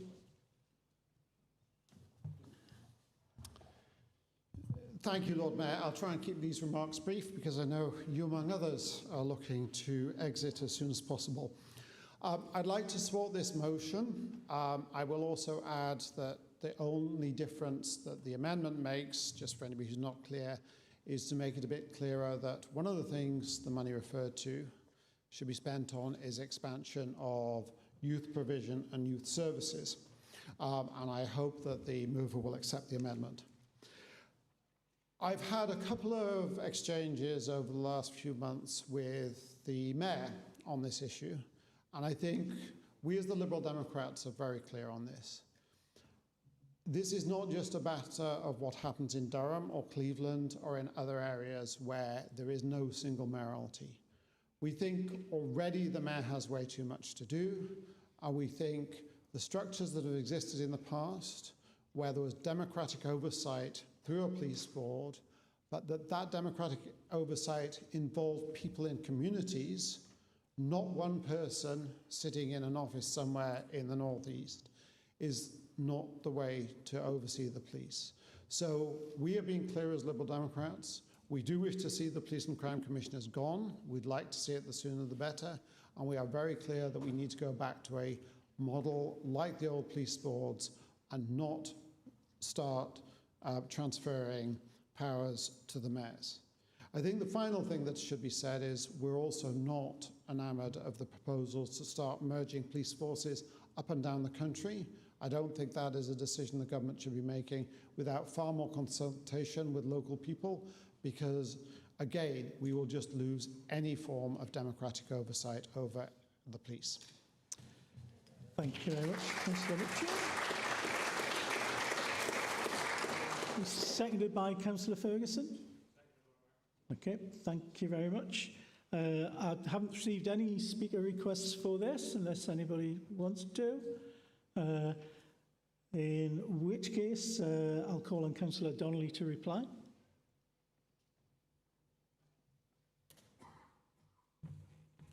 Thank you, Lord Mayor. As we all know, a week is a long time in politics, and 2 years more of the PCC is too long. It's a costly office. It's one of the highest precepts in the country. It's been accepted by the Home Secretary that the position should go. Many of us can probably recall some years ago, it was Ed Miliband who thought it was great to have a tombstone with his pledges on that tombstone was getting rid of the PCCs. Well, let's make it possible sooner. Let's ensure that this motion is agreed tonight. Let's make sure that it goes around to other North East councils, and then let's move it forward and say to the PCC, enough is enough. The police belong to the Crown. We don't need another politician. Get rid of them. Bring back the days of the old police authorities, which were far more effective. Everybody at that time got information through the door. Everybody at the time knew who the constables were in their area, the neighbourhood policing. They had contact numbers. They also had, at the same time, the inspectors. A big difference between what we had then and what we've got now. It's not good enough. And just one last thing to end on, Lord Mayor. We can probably all recall that we had police station desks that were opened by the previous PCC, that were shut, were promised drones, which we never got, but all of us within this room are plagued by e-motorbikes and e-scooters. Enough is enough. We don't want somebody sitting on a desk telling police officers who are part of the Crown as a politician what to do. We need police on the streets. We need to pay for the police. We need to get rid of a politician, which none of us ever wanted, including the current Home Secretary. Thank you, Lord Mayor. Okay, thank you very much, Councillor Donnelly. Okay, is the amendment of the motion agreed? Agreed, yes. Okay, is the substantive motion therefore agreed? Great, lovely, thank you very much. We now come to Councillor Donnelly again. Item 13, taking back control. To be seconded by Councillor Moore. Unfortunately, Lord Mayor, like Marmite, I either loved or hated, but here we go. Right, this motion is not about going back to old ways of working. It is about protecting one of the fundamental principles of local democracy. Elected councillors must be able to communicate directly with the officers who serve this council and, through the council, the people of Newcastle. Every one of us was elected by residents to be their voice. We are accountable at the ballot box. We stand in our communities. We answer difficult questions, and we are expected to solve problems. We cannot do that effectively if barriers are placed between elected members and the officers with the knowledge and expertise to resolve these issues. What concerns me most is not simply that a new system has been introduced, but that it appears to have been introduced without consultation with councillors during a period before the council had appointed a leader or cabinet. If that is the case, then the council has every right to ask who made that decision, under what delegated authority, and why. This should never be about officers versus members. Our officers are dedicated public servants, and they serve well, and they deserve our respect. They bring professionalism, experience, and continuity. Councillors bring democratic legitimacy and public accountability. Neither can do their job properly without each other. When officers are instructed not to communicate directly with elected members, something has gone drastically wrong. It creates unnecessary bureaucracy, delays, help for residents, and risks undermining the relationship of trust that effective local government depends upon. This motion simply asks for transparency, accountability, and common sense. It asks that communications between officers and elected members be restored, and that decisions behind this are changed so that openness and transparency is key. Everyone deserves to be able to contact the officers and for us to get things done. Ultimately, this is not about councillors, it is about residents. They expect us to work together to solve their problems, not to create new obstacles. I therefore urge colleagues to support this motion. Thank you, Lord Mayor. Thank you, Councillor Donnelly. Seconded by Councillor Moore. Sorry? Yeah?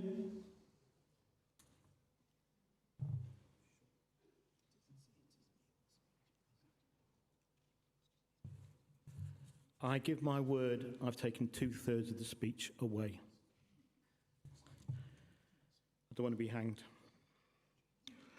Lord Mayor, this motion is about good governance, and after years, the shambles that was the Labour Party control since Nick Forbes, which was pretty well summed up in the horrendous bullying in the recent report that was published, which makes the firewall that the portal is between members, and may I say, the correct thing to do.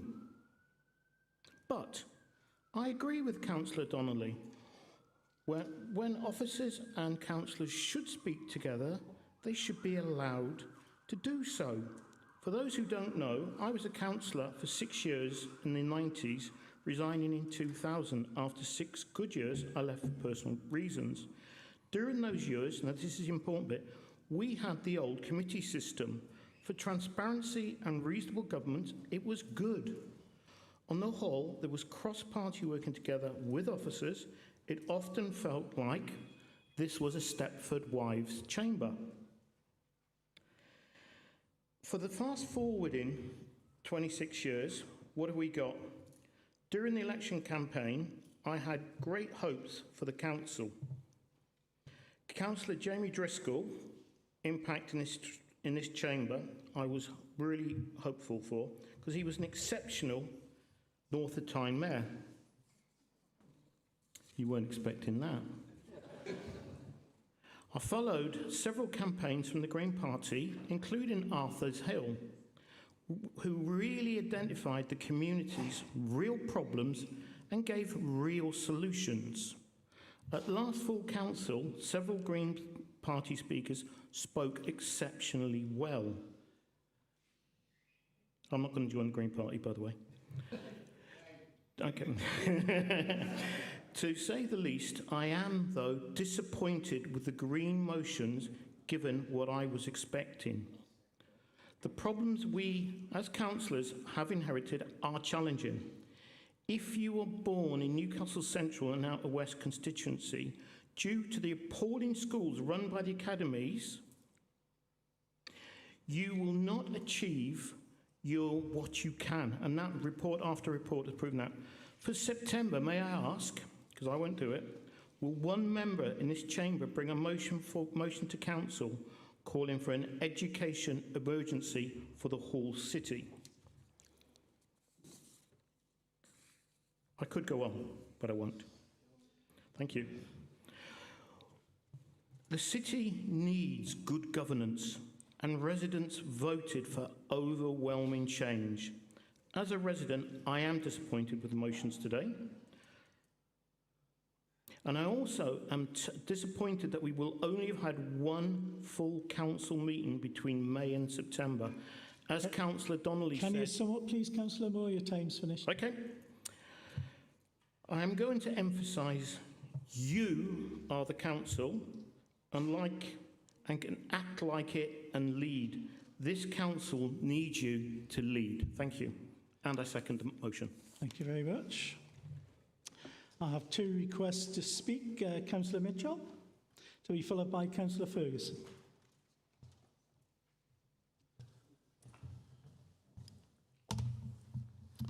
Thank you, Lord Mayor. When I arrived at this council just over 2 years ago, there was no system to submit casework other than Enviro Call or via member services. I spent months messaging with my council colleagues on who was the best person to raise issues with, and most of those responses were not based on who should be dealing with the matter, but on who was most responsive or simply on which officer might know something about a topic. That was not the best system for me, that is not the best system for my residents, and that is not the best system for officers who spent significant amounts of time fielding queries or passing issues around. If I had not discovered the communities team, the welfare rights team, and the private rented service fairly early on, I would have continued to struggle with a lot of my casework.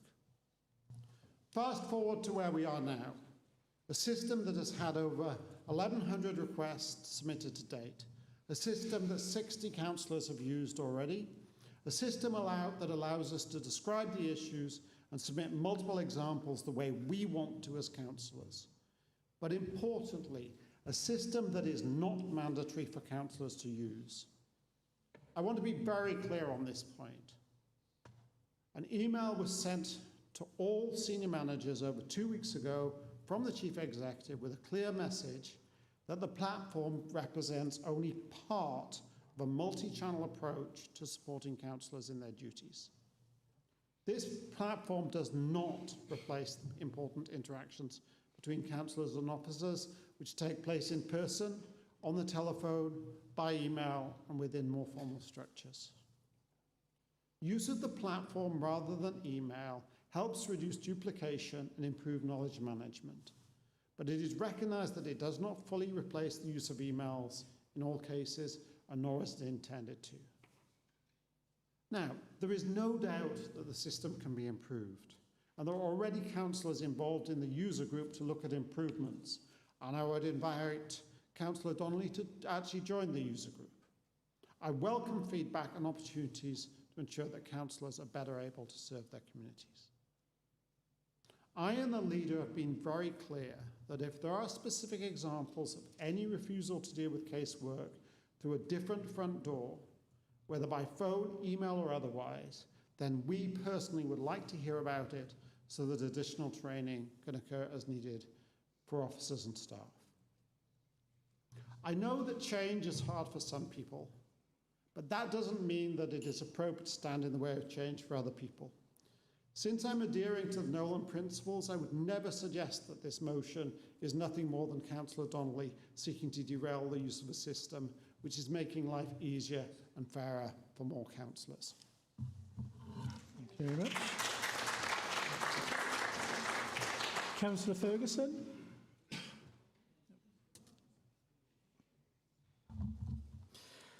Thank you, Lord Mayor. And if I may be permitted, just very briefly at the outset, because I'm not quite sure why there was a reference to education in the Outer West from Councillor Moore, but given that it was raised, I just want to be clear that, I know academisation isn't necessarily popular with everybody, but, take one school, for example, and I declare an interest as a governor within the wider trust, but Walbottle Academy, back in 2020, was getting 20% of their pupils through GCSE with strong passes in English and maths. It's now 3 times that.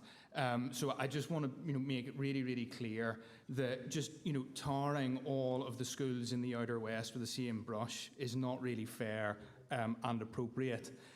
But to the motion at hand, I wasn't sure what I was going to say on this. But there was something that Councillor Donnelly said that struck me. He said to us, this shouldn't be about officers versus members. But folks, what is this motion if not officers versus members, because it is a long list of criticisms of people who have no right of reply in this chamber, who are trying to do us all a favour and make our lives easier, and are getting presented with that without being able to say a single thing in public reply. I have been accused in this chamber before of going after officers, and I have always been abundantly clear that my disagreements are and will always be at the political level, because I know that there are people that work here that will never get to say anything in response to the things that we say here, and so I will stand up for the officers that are trying to work on our behalf. Because, as Councillor Mitchell has said, you can contact officers. You are more than welcome to send them an email if you wish, and they will respond to you. The Chief Executive has made it very, very clear that there is no wrong front door, and any of your casework inquiries that need to be addressed will be addressed. You, Councillor Donnelly, have been offered help to address this. You have been offered help by Councillor Mitchell and by others, and you haven't taken it up. So what is this but officers versus members? We know there are things that we would like to do better with this system. We know there are tweaks and improvements, and the officers, when they presented it to us, were very clear about that.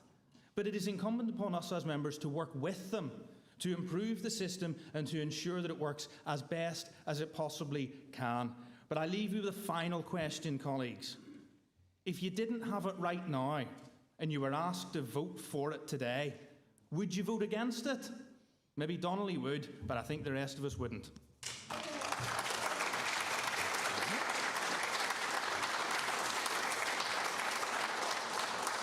Being no further speakers, can I call on Councillor Mark Donnelly to reply, please?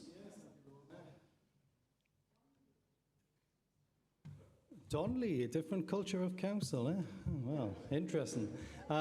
Lord Mayor, this is in no way a situation of councillors versus officers. It was simply a case of senior officers decided after the election, when there was no leader, when there was no cabinet, to change the system.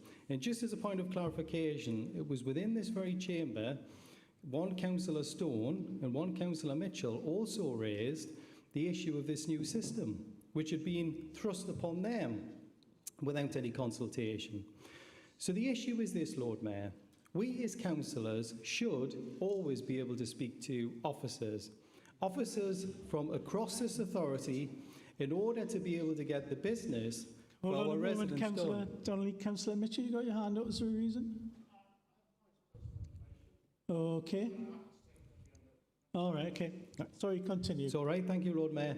So we should always be able to contact officers for the good of our residents. Now, I asked, and it's quite simple, I asked for the Leader of Council and the Chief Executive to send out a communication to all concerned so it filtered down to the staff at the Toolbox Talks, because that's where it all came from.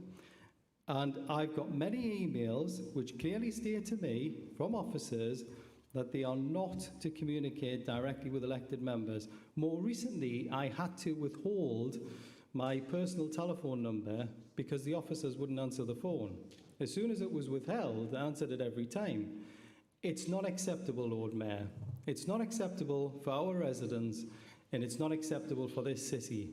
Now, I've got to say I'm quite surprised at Councillor Ferguson because, you know, to be honest, he shouldn't be playing the personal approach. But he is, and he chooses that, and that's fine, Lord Mayor. That's not a problem at all. I've got broad shoulders. I can manage that, quite simply.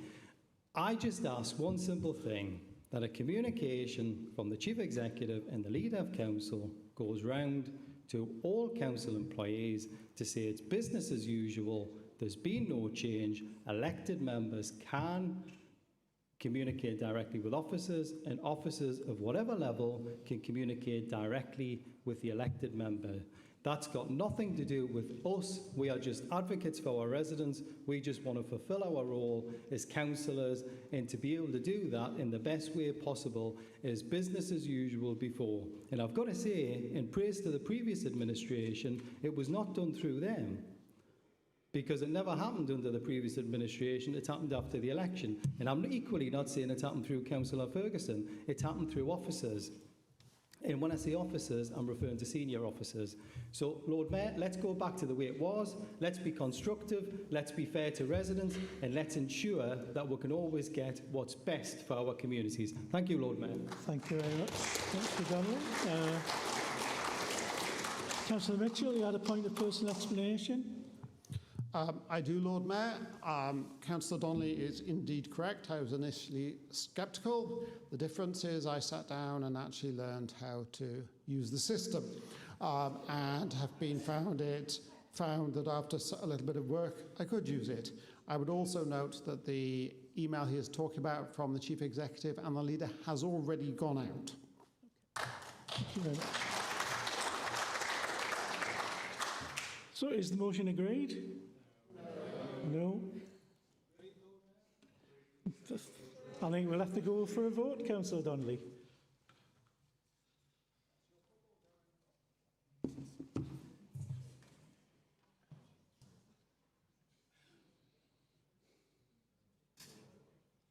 Going well. Going well, so that's good. They're coming up.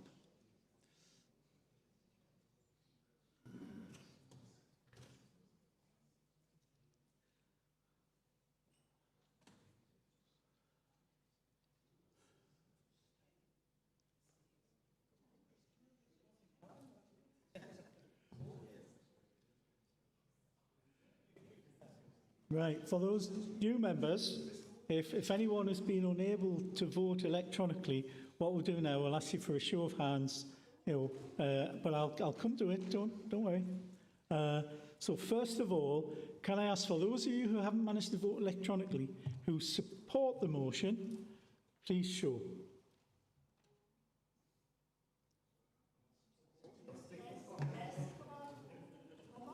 No, all right. What? I'm asking for people who are supporting the motion. Right. Okay. Got that? No. Right.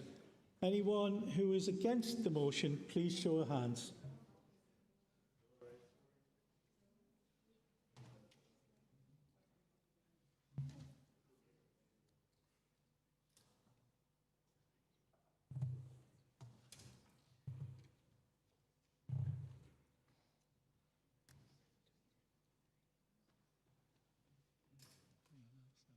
Any abstentions? Oh, right. Nope.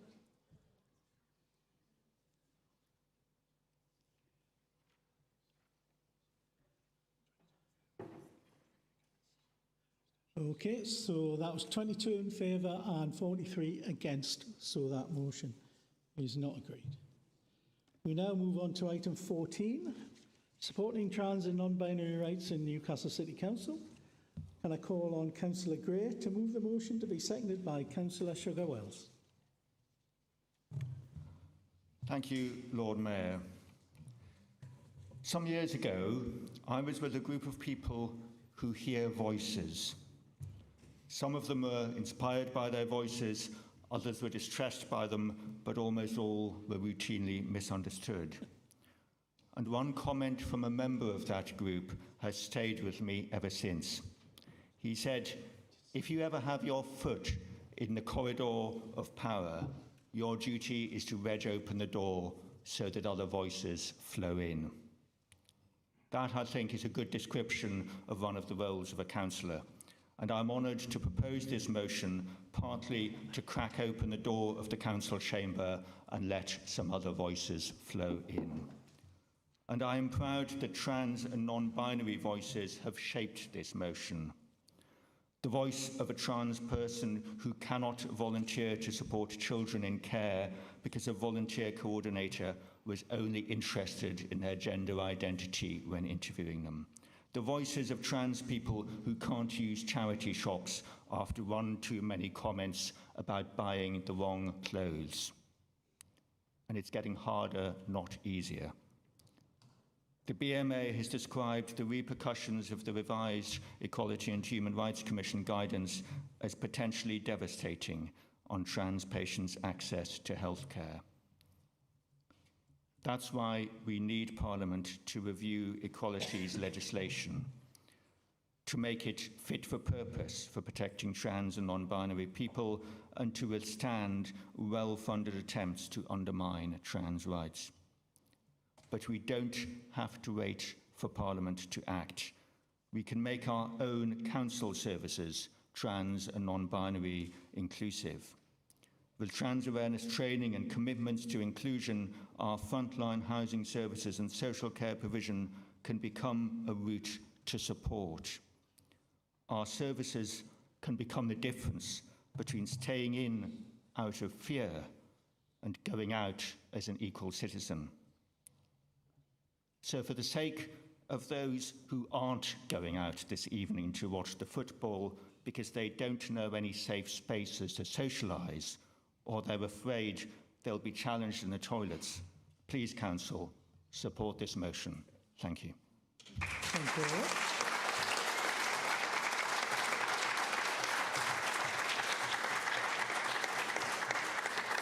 Can I call on Councillor Sugar-Wells to second the motion? Thank you, Lord Mayor. According to the Office of National Statistics, only 0.5% of the population in England and Wales are transgendered. That's only half a percentage point, yet we are constantly bombarded with stories about the danger of trans women to cis women and girls, with almost no mention of trans men. Indeed, transgendered people in the UK are considerably more likely to be the victims of abuse and violence rather than the perpetrators. Therefore, I should like to second this motion and show my support and solidarity for the trans and non-binary citizens of Newcastle. Speaking with my trans and non-binary friends, there is increased anxiety and isolation as a result of the EHRC guidance and subsequent hounding in the media. There has been increased bullying in person and online, a rise in violent attacks, and of being shouted at in the street. That is why I support the motion to write to the Government's Minister for Women and Equalities. The EHRC guidance on the use of public bathrooms, for example, is vague and unhelpful. How would you feel if you could only leave your house until you next needed to pee? What if you felt unsafe to use the bathroom at work or college? Who is deciding who looks like a man or who passes as a woman? Following the EHRC guidance, we should use the public toilet according to the gender we were assigned at birth. But if a trans man who is bearded, muscly and masculine looking walked into a ladies' loo, how would cis women and girls react? So as well as asking for a review of the equalities legislation, we are also asking for trans awareness training to be considered in contracts for commissioned social care services. With trans people making up such a small percentage of the population, there may be many council staff who have never knowingly met a trans or non-binary person. As with most forms of prejudice, they are rooted in ignorance. Once you meet someone of a different nationality, religion, sexual preference, or gender identity, conversations become about the individual person and not the fear-mongering of the they that they represent.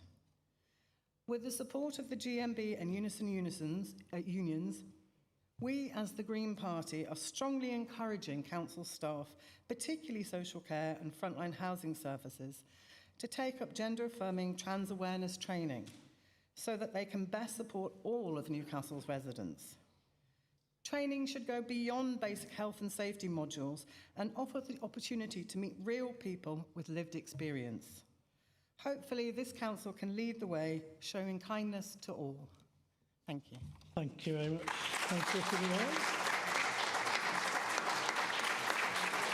And that is your maiden speech to council, so thank you very much and well done.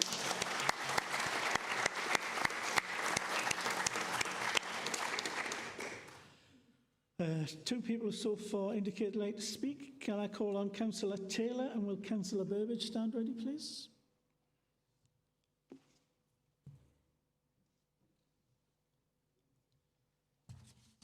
Thank you, Lord Mayor.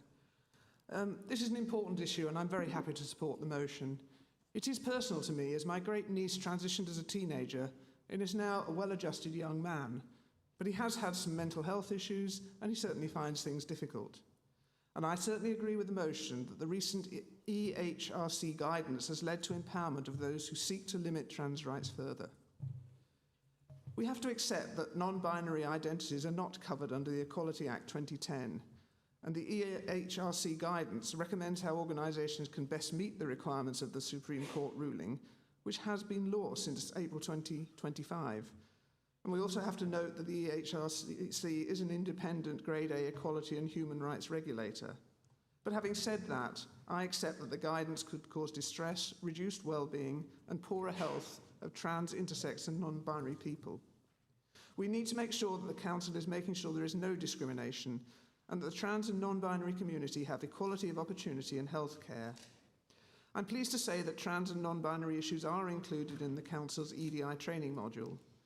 Unison's stance does differ from the Council's duty to implement the law, and the Core Cities EDI network have highlighted this and are currently working on how best to implement the law sensitively so that no one feels excluded.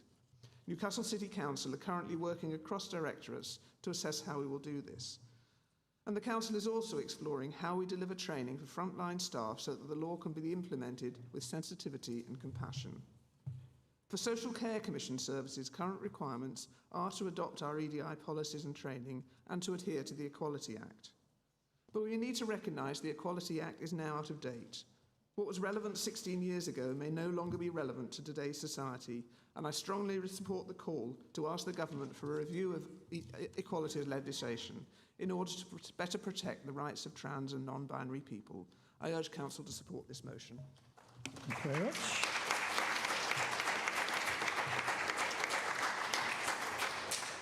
Councillor Burbidge. Thank you, Lord Mayor. As somebody with close trans and non-binary friends and family, I've watched people I love struggle with anxiety or distress, walking into a room wondering whether a form, a front desk, or a phone call will treat them with dignity and respect and in an inclusive manner, or not, as sadly is often the case. Doing that daily is exhausting, and it is precisely what this motion asks us to address.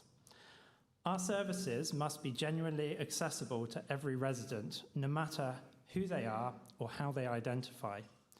My good friend, the previous Liberal Democrat councillor for Ousburn, Mike Cookson, battled to get the council's own forms and systems to recognise and accept the title MX, and I'm grateful he ultimately succeeded. I saw the impact this had firsthand. I've never known someone to genuinely be happy when they received their yearly council tax bill, but for one resident in my ward, this was the first bill they'd received from the council to correctly address them MX. When a tax bill makes someone feel seen, that tells you how much these small acts of recognition matter and why this motion is important for us to support. But this isn't a one-sided issue. We must also extend support to our frontline staff who deserve the training and guidance required to properly support all of our trans and non-binary residents with sensitivity, compassion, and understanding. Strengthening our approach to supporting one group with dignity and respect does not have to come at the expense of another's, despite what some of those around us may say. It benefits everybody, no matter their gender identity, background, or circumstances. My ask, therefore, tonight is simple. Endorse the principles and direction of this motion, because Newcastle is at its best when every resident can take part in life openly, safely, and as their true self. Thank you very much.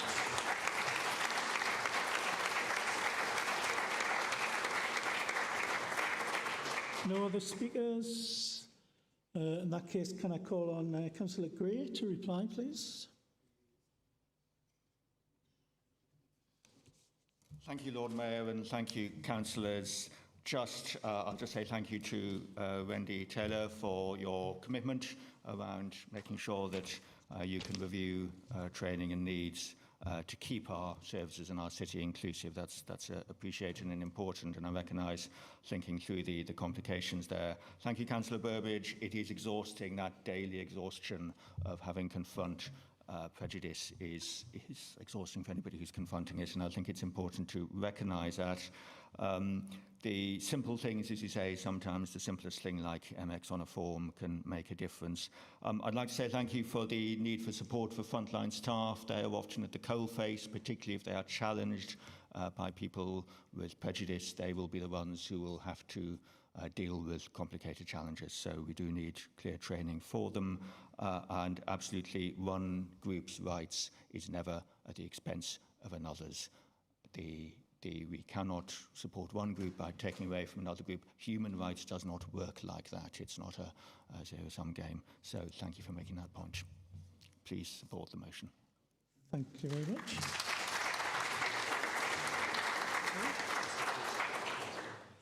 All right. Yes, Councillor, do you have your hand up? Sorry?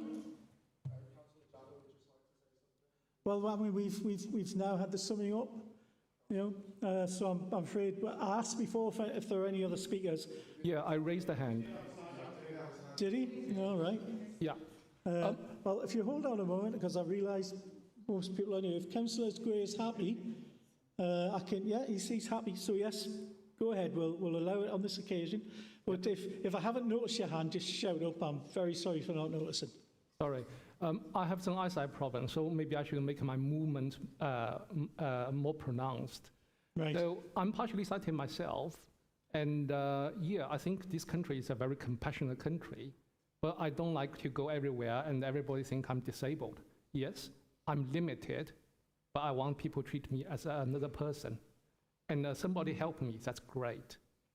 I really love this country. For this motion, I'm very concerned it may put people, trans people and non-binary people at risk, because it single out a single group to say this group is different. And therefore, when they announce their condition or needs to the council, people may react differently and adding extra paperwork or procedure to them. Now, I think the service, council service, should be accessible to everybody. And as Councillor Ferguson said in previous motion, it is somewhat a luxury for some of the councillors already. So I think lots of things are good things. The city council is lack of money, and frontline workers are working really hard. When I put motion in, and I see the residents put angry email to me, and I have to word it really nicely to the council worker, because I know they work really hard, and they feel unvalued. But we are putting extra demand on them, while not necessarily give due rights and attention to the people, trans and non-binary people, to make them feel safe, but instead label them out to potentially feel unwelcomed in certain way. I hope this, my thoughts can be taken into consideration when we go for this motion. Thank you. Thank you very much, Councillor. And I gather that's your maiden speech, so thank you very much and welcome to the council.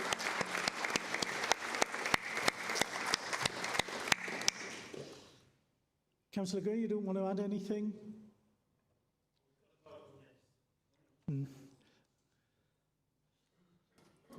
Well, Councillor Gray should be the person who speaks last in a debate, but because I made a mistake and allowed somebody else to speak, I think Councillor Gray should have the opportunity. I'll obviously only address Councillor Healy. Thank you for your comments. They appreciate the concern. I can assure you this motion has had a lot of work with members of the trans and non-binary communities. This is not about singling them out. This is about supporting council staff to serve them best. And I think that's where the emphasis needs to be. Thank you. Okay, thank you very much. Is the motion agreed? Yes? No? Well, again, for those newer members, when the Lord Mayor asks if it's agreed, if you don't shout no immediately, it'll be assumed it's agreed. So, yeah, we'll go to a vote then.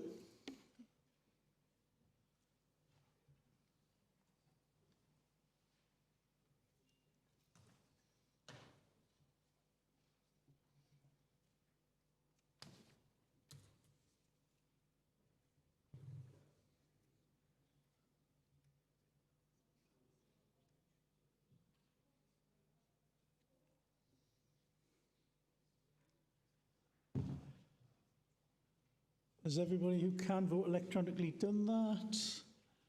Right, we'll do the same procedure as before. Anybody who didn't manage to vote electronically, who is in support of the motion, please show. You can put your hands right up.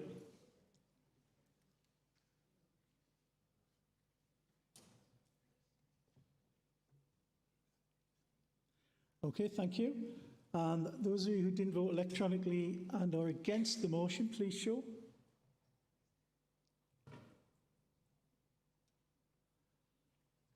Any abstentions? No? Yeah.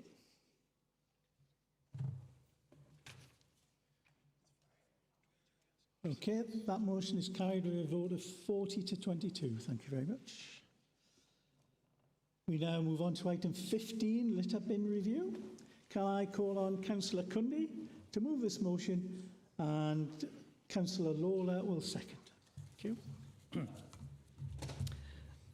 Thank you, Lord Mayor. Lord Mayor, my fellow councillors and residents, I rise to move this motion because at its heart this is about local democracy, accountability, and ensuring that decisions affecting our communities are made with those communities and not simply for them. Every year the council undertakes a review of street litter bins, yet elected councillors, the very people chosen by residents to represent their neighbourhoods, are not formally involved in that process. We need to be more informed or even given the opportunity to influence these decisions before they are made. Since the last city-wide rollout of street litter bins in 2017, ward boundaries have changed. We now have 53 newly elected members representing different communities alongside significant new housing developments across the city. It is therefore only reasonable that the existing provision is reviewed through the eyes of the current councillors who know their wards. Residents tell us where the litter accumulates, where bins overflow, where antisocial behaviour occurs, and where new developments have increased demand. Businesses say the same. I know I was one of them when these were first installed on the quayside, and objected to where the bins were located and was not listened to and ignored by the council at that time. We hear those concerns every day. It makes no sense for officers alone to determine the locations of these bins without first seeking the reviews of those elected to represent local communities. This motion is not asking for an expensive citywide replacement programme. It simply asks to be more open and transparent and have a collaborative review process. I also believe there should be a meaningful engagement with local residents before significant changes are made within the ward. The council already has responsibilities under Section 3 of the Local Government Act 1999 under Best Value Duty to secure continuous improvement in the way functions are exercised, taking account of the economy, efficiency and effectiveness. Good decision making also requires proper consultation with stakeholders, i.e. your local taxpayers and ratepayers, service users and community representatives.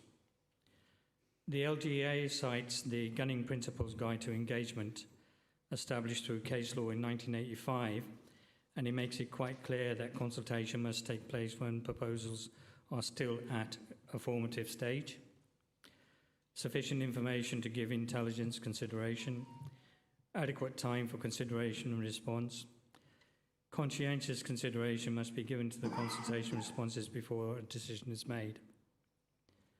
Those principles represent good public administration and governance and should guide this review. Residents, associations, community groups, schools, businesses and ward councillors should all have the opportunity to identify locations where additional bins are needed or existing bins should be relocated. Officers can then combine that local knowledge with operational data, such as field levels, collection frequencies and maintenance costs, to reach a better informed decision. Finally, the current bin design is incorporated advertising panels that have too often been vandalised. leaving unsightly holes that compromise the structure of the bins and make them more vulnerable to arson and further damage. Other neighbouring authorities have adopted more robust designs, and the council should take this into account as being good practice when purchasing future bins. This motion is about collaboration and inclusion. It's not about giving elected members to be involved. Sorry, it is about giving elected members to be involved in consultation, listening to our residents, responding to changing communities, and ensuring public money is spent where it delivers the greatest benefit and being cost effective in the services it provides. I hope the members from all sides of the chamber will support this motion regardless of our political affiliation. Every one of us wants a cleaner streets, better neighbourhoods, and a council that works its elected members and the communities we are privileged to serve. I commend this motion to the council. Thank you. Thank you very much. And Councillor Cundy, that's your maiden speech to council, so well done.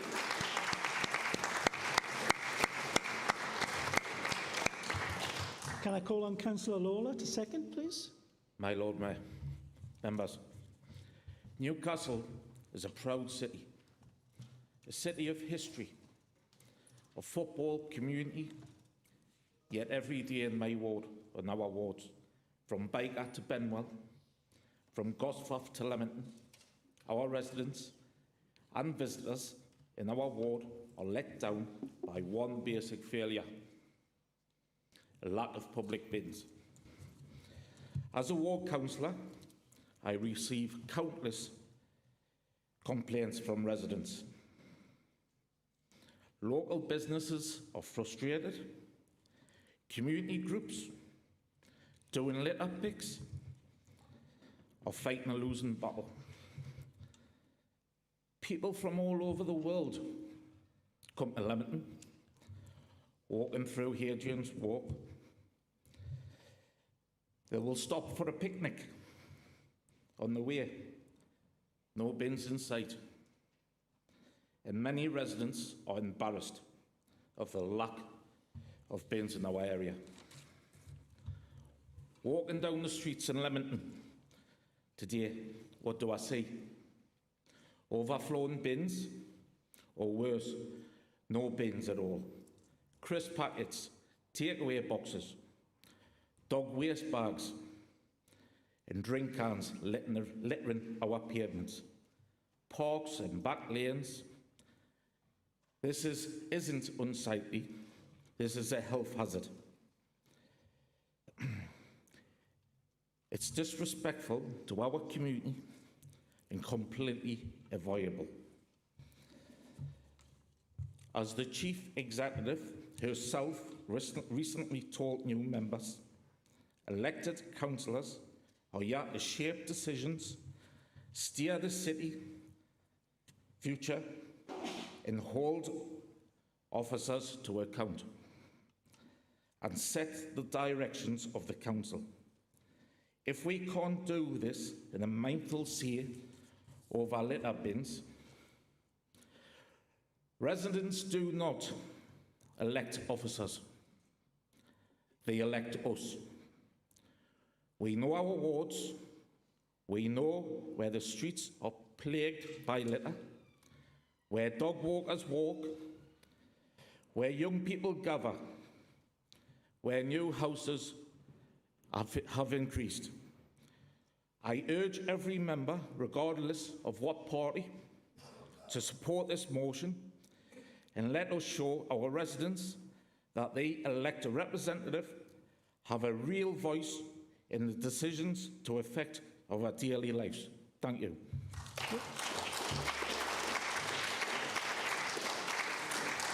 Thank you, Councillor Lawler. And I gather that's your maiden speech, so thank you very much. Welcome to the council.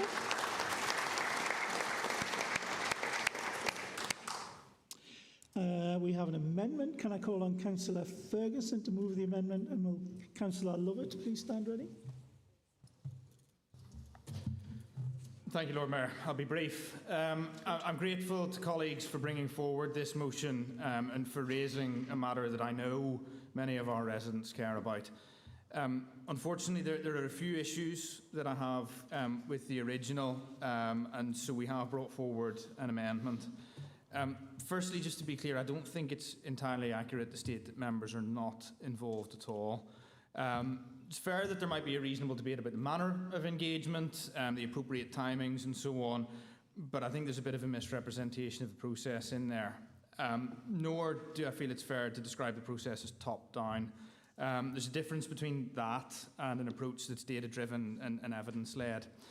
However, we absolutely recognise that there are legitimate reasons to review the policy to ensure it's fit for purpose, to consider where additional bins might be required as a result of population growth or other factors within available resource constraints, and to think about the full list of people that we might need to consult with.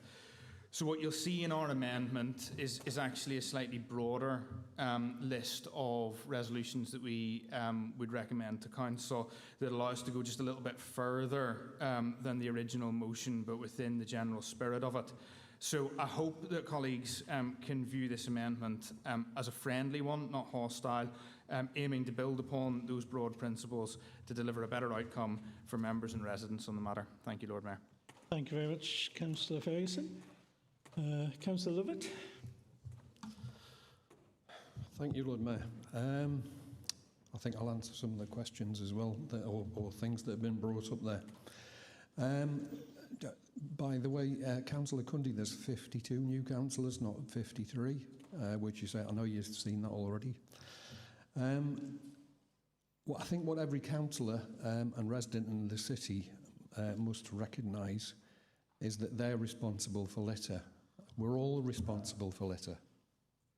Littering is an environmental, antisocial behaviour. It causes a nuisance, degrades the local environment and can distress other members of our community. Every month, residents around our city go into our communities to collect bags of litter from our streets. In my own ward, councillors and residents meet monthly to target hotspot areas. Over the last 8 years, we've collected thousands of bags of litter from our streets.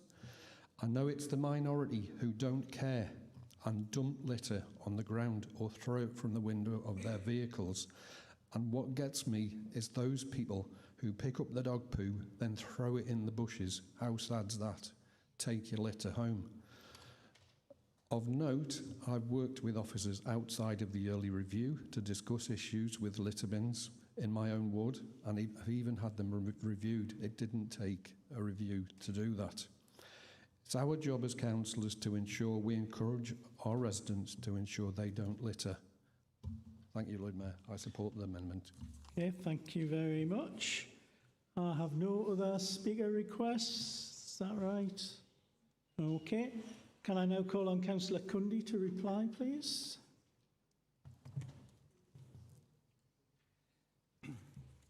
Thank you, Lord Mayor.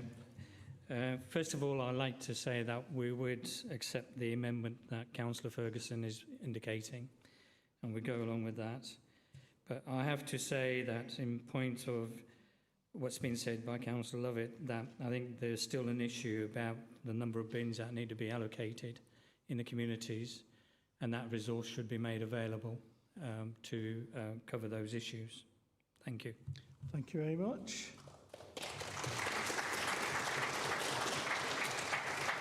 So we have to formally put that as the amendment agreed. So is this a standard motion agreed? Great. Thank you very much. Item 16, tree policy. Can I call on Councillor Galbraith to move this motion to be seconded by Councillor Fitzpatrick?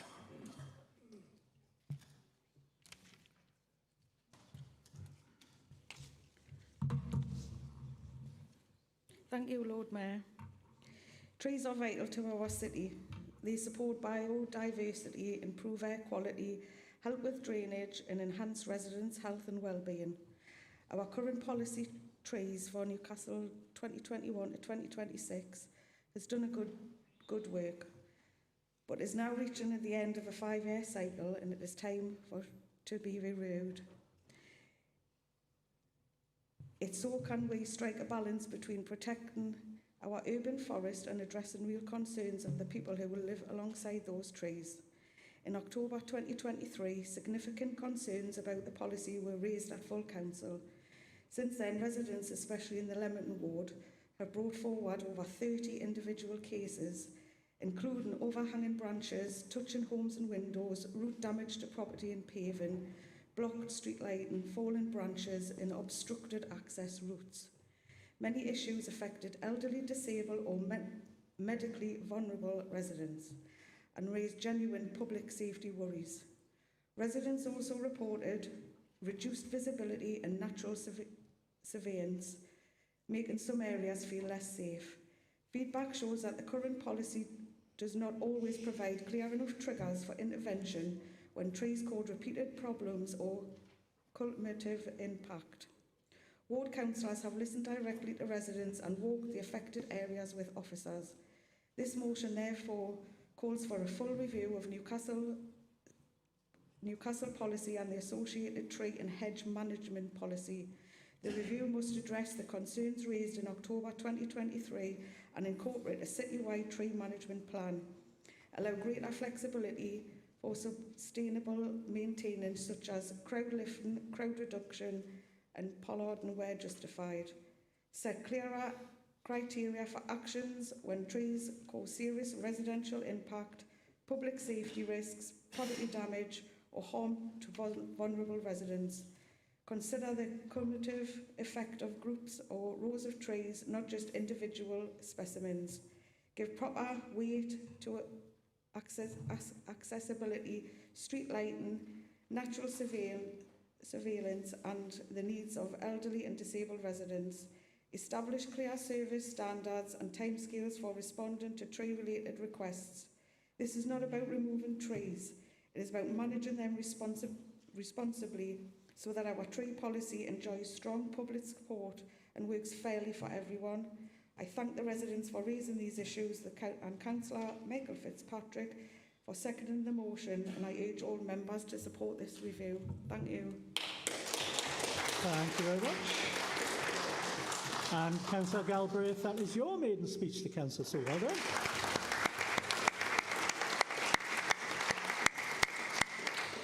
Can I ask Councillor Fitzpatrick the second, please? Thank you, Lord Mayor. Firstly, I'd like to thank Councillor Galbraith for bringing this motion forward. As we've heard, this motion is not about choosing between trees and residents. It's about recognising that we can value both. Trees play a hugely important role in the city. They improve air quality, support wildlife, response to climate change, helps against flooding, makes our neighbourhoods greener, healthier and more attractive. None of that is the question. As councillors, we are elected to listen to our residents, and I, among others, all over the city, find people coming to them about trees that they're the wrong specimen in the right place, and the canopies now are too big, they're lifting pavements, they're knocking walls over, and they're becoming a hazard, not least to elderly residents.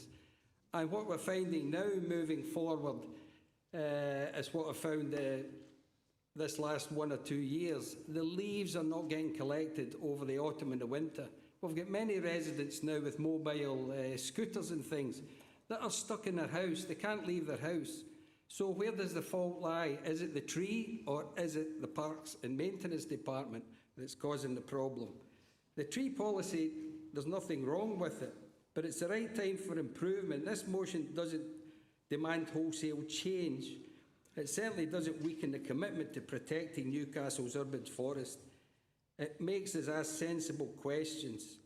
Can we provide clearer guidance on when intervention is appropriate? Can we better recognise the cumulative impact of groups of trees? Can we ensure that the needs of vulnerable residents and public safety and property are reflected when decisions are made? I don't think these are unreasonable requests. In fact, I think it's the sort of questions that we should be asking as responsible policymakers. Ultimately, good policy should evolve and it should reflect experience, respond to evidence and maintain public confidence. And I feel public confidence is lacking in this because there's no response. It hasn't been for a while. We need a balanced approach to it, But I don't think they're unreasonable requests. I think they're the sort of questions you'll be asking. I believe that the balanced approach is the practical approach, and most importantly, it's the right approach. So I am therefore happy to second this motion, and I encourage all members to support it. Thank you. Thank you very much, Councillor Fitzpatrick. And that is your maiden speech, Councillor, so well done.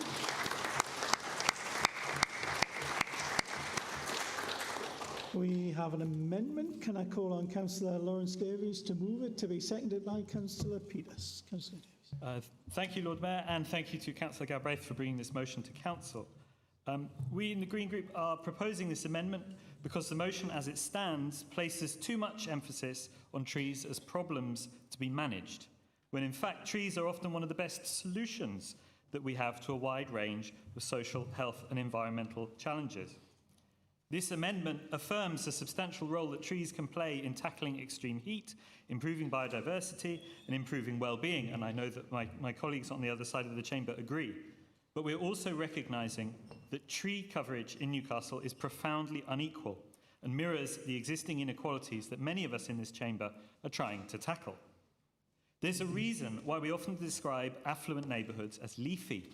Some of Newcastle's more affluent areas have anywhere between 30 and 50% tree canopy cover against a citywide average of 18%.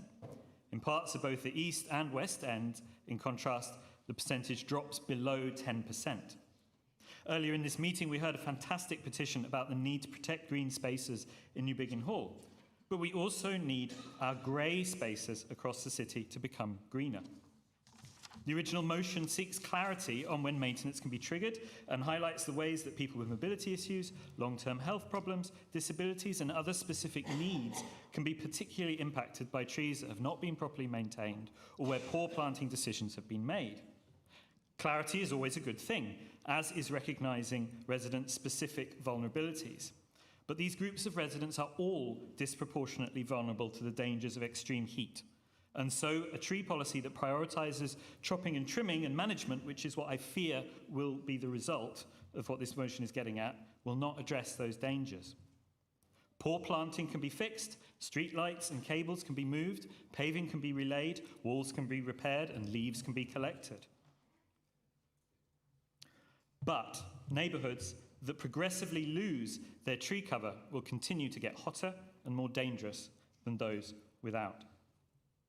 Even as we work to clarify how we can be more attentive to the needs of vulnerable residents, we also need to be clear that trees solve more problems than they cause, and our next tree policy should reflect this, and I hope the mover will accept the amendment on this basis.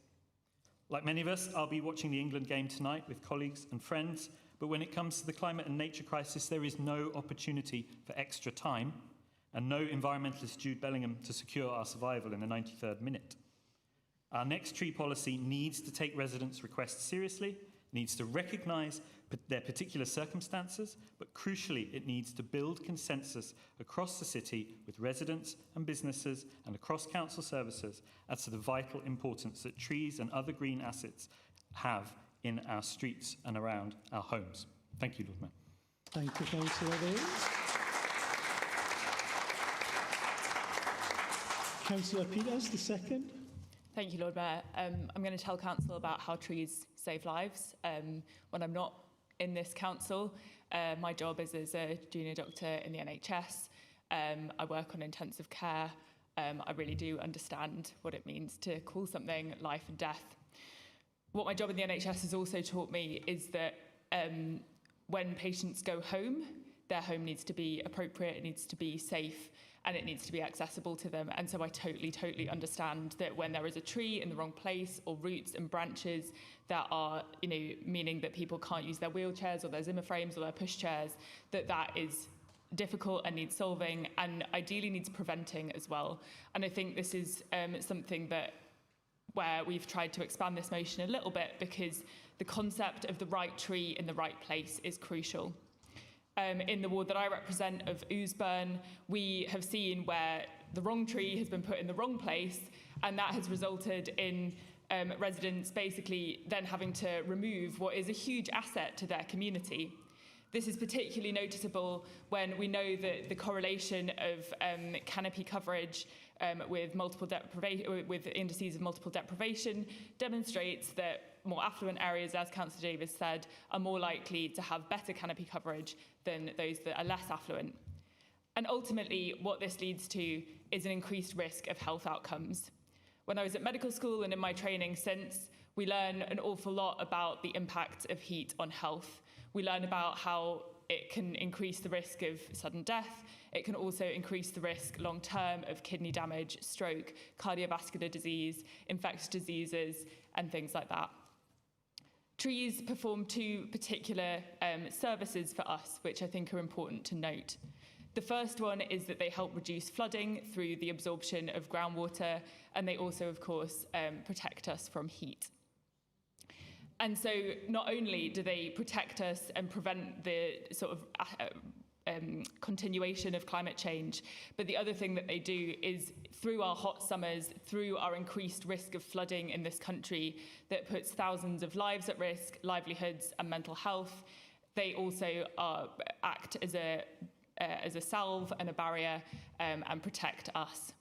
So what we need to do is we need to tell more positive stories about trees with our communities. We need to understand how we can plant the right tree in the right place so that when those communities receive that tree, it really is a benefit and a positive thing for that community long into the future. And we don't have to be having these conversations about removing trees or reducing the crown or all of the rest of it, because actually, ultimately, trees should be for the long term. Thank you very much, Council. Thank you very much. Councillor Huddart, please. Yeah. Thank you, Lord Mayor. I am someone who introduced or wrote 2 motions about trees which actually led to the tree policy in 2020, some 6 years ago. So I welcome the opportunity that this motion brings and can add to the measures which were introduced then. The reason, because these have been mentioned already, for developing policies around trees, and I am going to repeat what I said 6 years ago, that trees have long lives, are sustainable, are an energy source, and can be recycled. They provide important habitats for wildlife, insects, birds, and small mammals, and provide food from their fruit, leaves, and nuts. They enhance our well-being, our leisure, streets, and green spaces by their presence and their appearance and the provision of green canopies. They actively contribute to the environment by removing CO2, stabilising land, and mitigating the potential for flooding. They provide jobs for people who work creatively and constructively with wood, and they contribute to our security, safety, and lifestyles via furniture, equipment, and the construction of buildings. That hasn't changed in 6 years.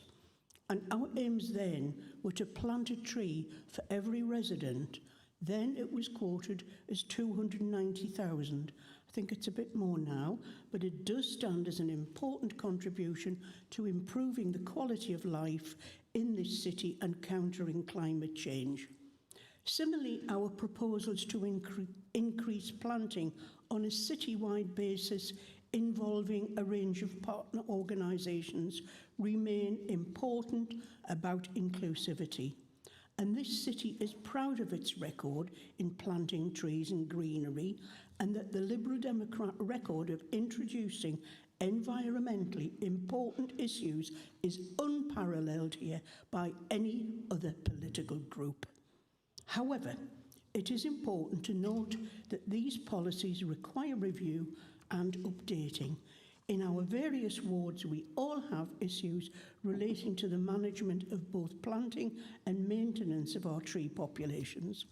Many of these relate to the issues already mentioned in the motion about overhanging branches, sap, overgrown tree roots, etc. So clearly we need a more proactive management policy, and one which is, and I will caution here, which is carefully costed, as this kind of activity comes with a cost for the personnel, the machinery and the equipment, for example.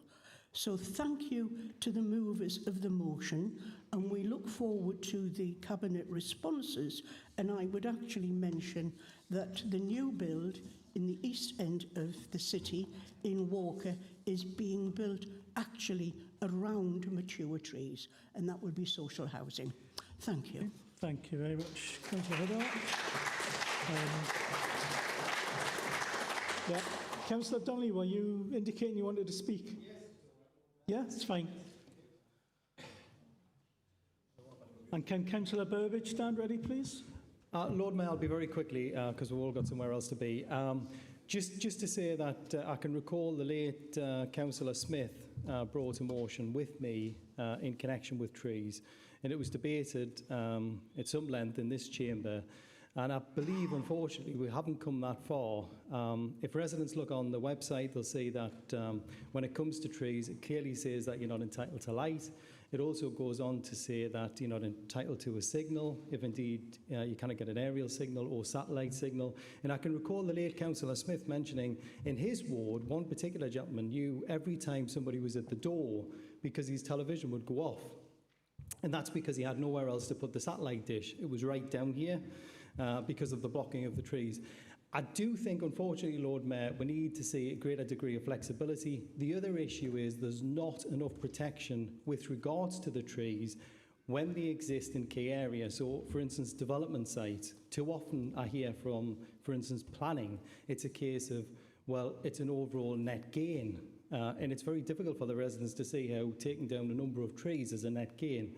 Another point, just to add, with regards to the trees, in my ward, or within the locality of my ward, the council's proposing to remove a substantial number of mature trees to replace it with a cycle lane. And that seems quite ironic to most residents, contemplating that the trees are the green lung, the trees are the benefit, and yet we're going to replace them with a load of tarmac. So Lord Mayor, I would just like to say, let's apply common sense. It's not trees versus people, or people versus trees. It's about getting that approach which is flexible. It's getting that approach which protects the trees on developers' land, and it's also a case of the council being sensible when we do have trees, and we'll have an avenue with trees down Westover Village, and we wish to keep them. Thank you, Lord Mayor. Thank you. Well, ladies and gentlemen, the guillotine has fallen while Councillor Donnelly was speaking. So the rules are, I can call one more speaker, and Councillor Burbidge, and then the mover of the motion has a right to reply. Sorry, Councillor Moore, if Councillor Donnelly had spoken for a minute less, you might have got in there.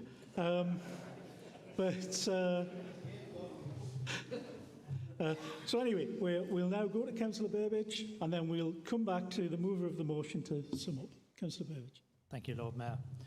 After the Mayor elections, I was pleased to see Newcastle had turned over a new leaf. Trees have always mattered to this city, and this chamber should be supporting the motion as amended. The council's current policy, as we've heard, is reaching the end of its cycle, and a full review is scheduled to begin imminently. That should come before Cabinet and through Overview and Scrutiny Committee, where every party in this chamber should be able to comment and shape that legislation to benefit our residents. It is important that we follow the correct policy drafting procedure. By doing this, we allow the policy to include operational experience, legislative developments, and current arboricultural best practice. The review should build on our responsibility as a council to tackle climate change while also making this policy work for the residents of our city. Trees form an important part of our green investment plans for the city, and we look to maintain and expand the city's tree canopy to build a greener Newcastle for future generations to come. I'll finish by saying the city's record supports our ambition. Newcastle has been named a Tree City of the World for the 3rd consecutive year this year, and I hope to be able to stand up next year and say we achieved that again. So I urge Council to support it as amended to allow proper process and scrutiny to be followed. Oh, and one final point. Having read the standing orders, I appreciate they don't actually require a motion to come forward with footnotes, but I appreciate the additions to my bedtime reading list. Okay, thank you. Can I call on Councillor Galbraith to reply, please, if you want? No? Are you happy to move to a vote? Yep. Okay. Is the amendment agreed? Agreed. Yep. Okay, is the substantive motion agreed? Agreed. Okay, thank you very much. I'll now explain the procedure for the rest of the meeting, although first of all, can I say, if the Lady Mayoress is watching online, if you can pick me up in about 20 minutes, I'll appreciate it. So, what happens now for new members is that I'll go through each of the motions in turn, and I'll ask you if you want it to be dealt with tonight, in which case you can only propose it and second it with no speech, and then we'll vote on it. Or you can hold it over to the next meeting of council in September. So, we come to item 17, bulky waste and fly tipping strategy. Councillor Williams, would you like this to be dealt with tonight? Sorry, next meeting? Lovely, great, thank you very much. Item 18, War Memorial. Councillor Hunter, would you like this to be taken tonight or next time? Sorry? Deferred, great, thank you very much. 19 has been withdrawn. 20, a United City. Councillor Begum, do you want to deal with this tonight or do you want it held over till next time? Sorry? Deferred? Great, thank you. We won't count that as your maiden speech, don't worry. Armed Forces Covenant, Councillor Rutherford, do you want to defer it or do you want to deal with it tonight? Next meeting? Great, lovely, thank you very much. Oh, and that's it. So thank you very much for attending the meeting. My apologies for a couple of missteps. If I could ask you to leave the aisles free until me and the Sheriff can get out safely. Thank you very much.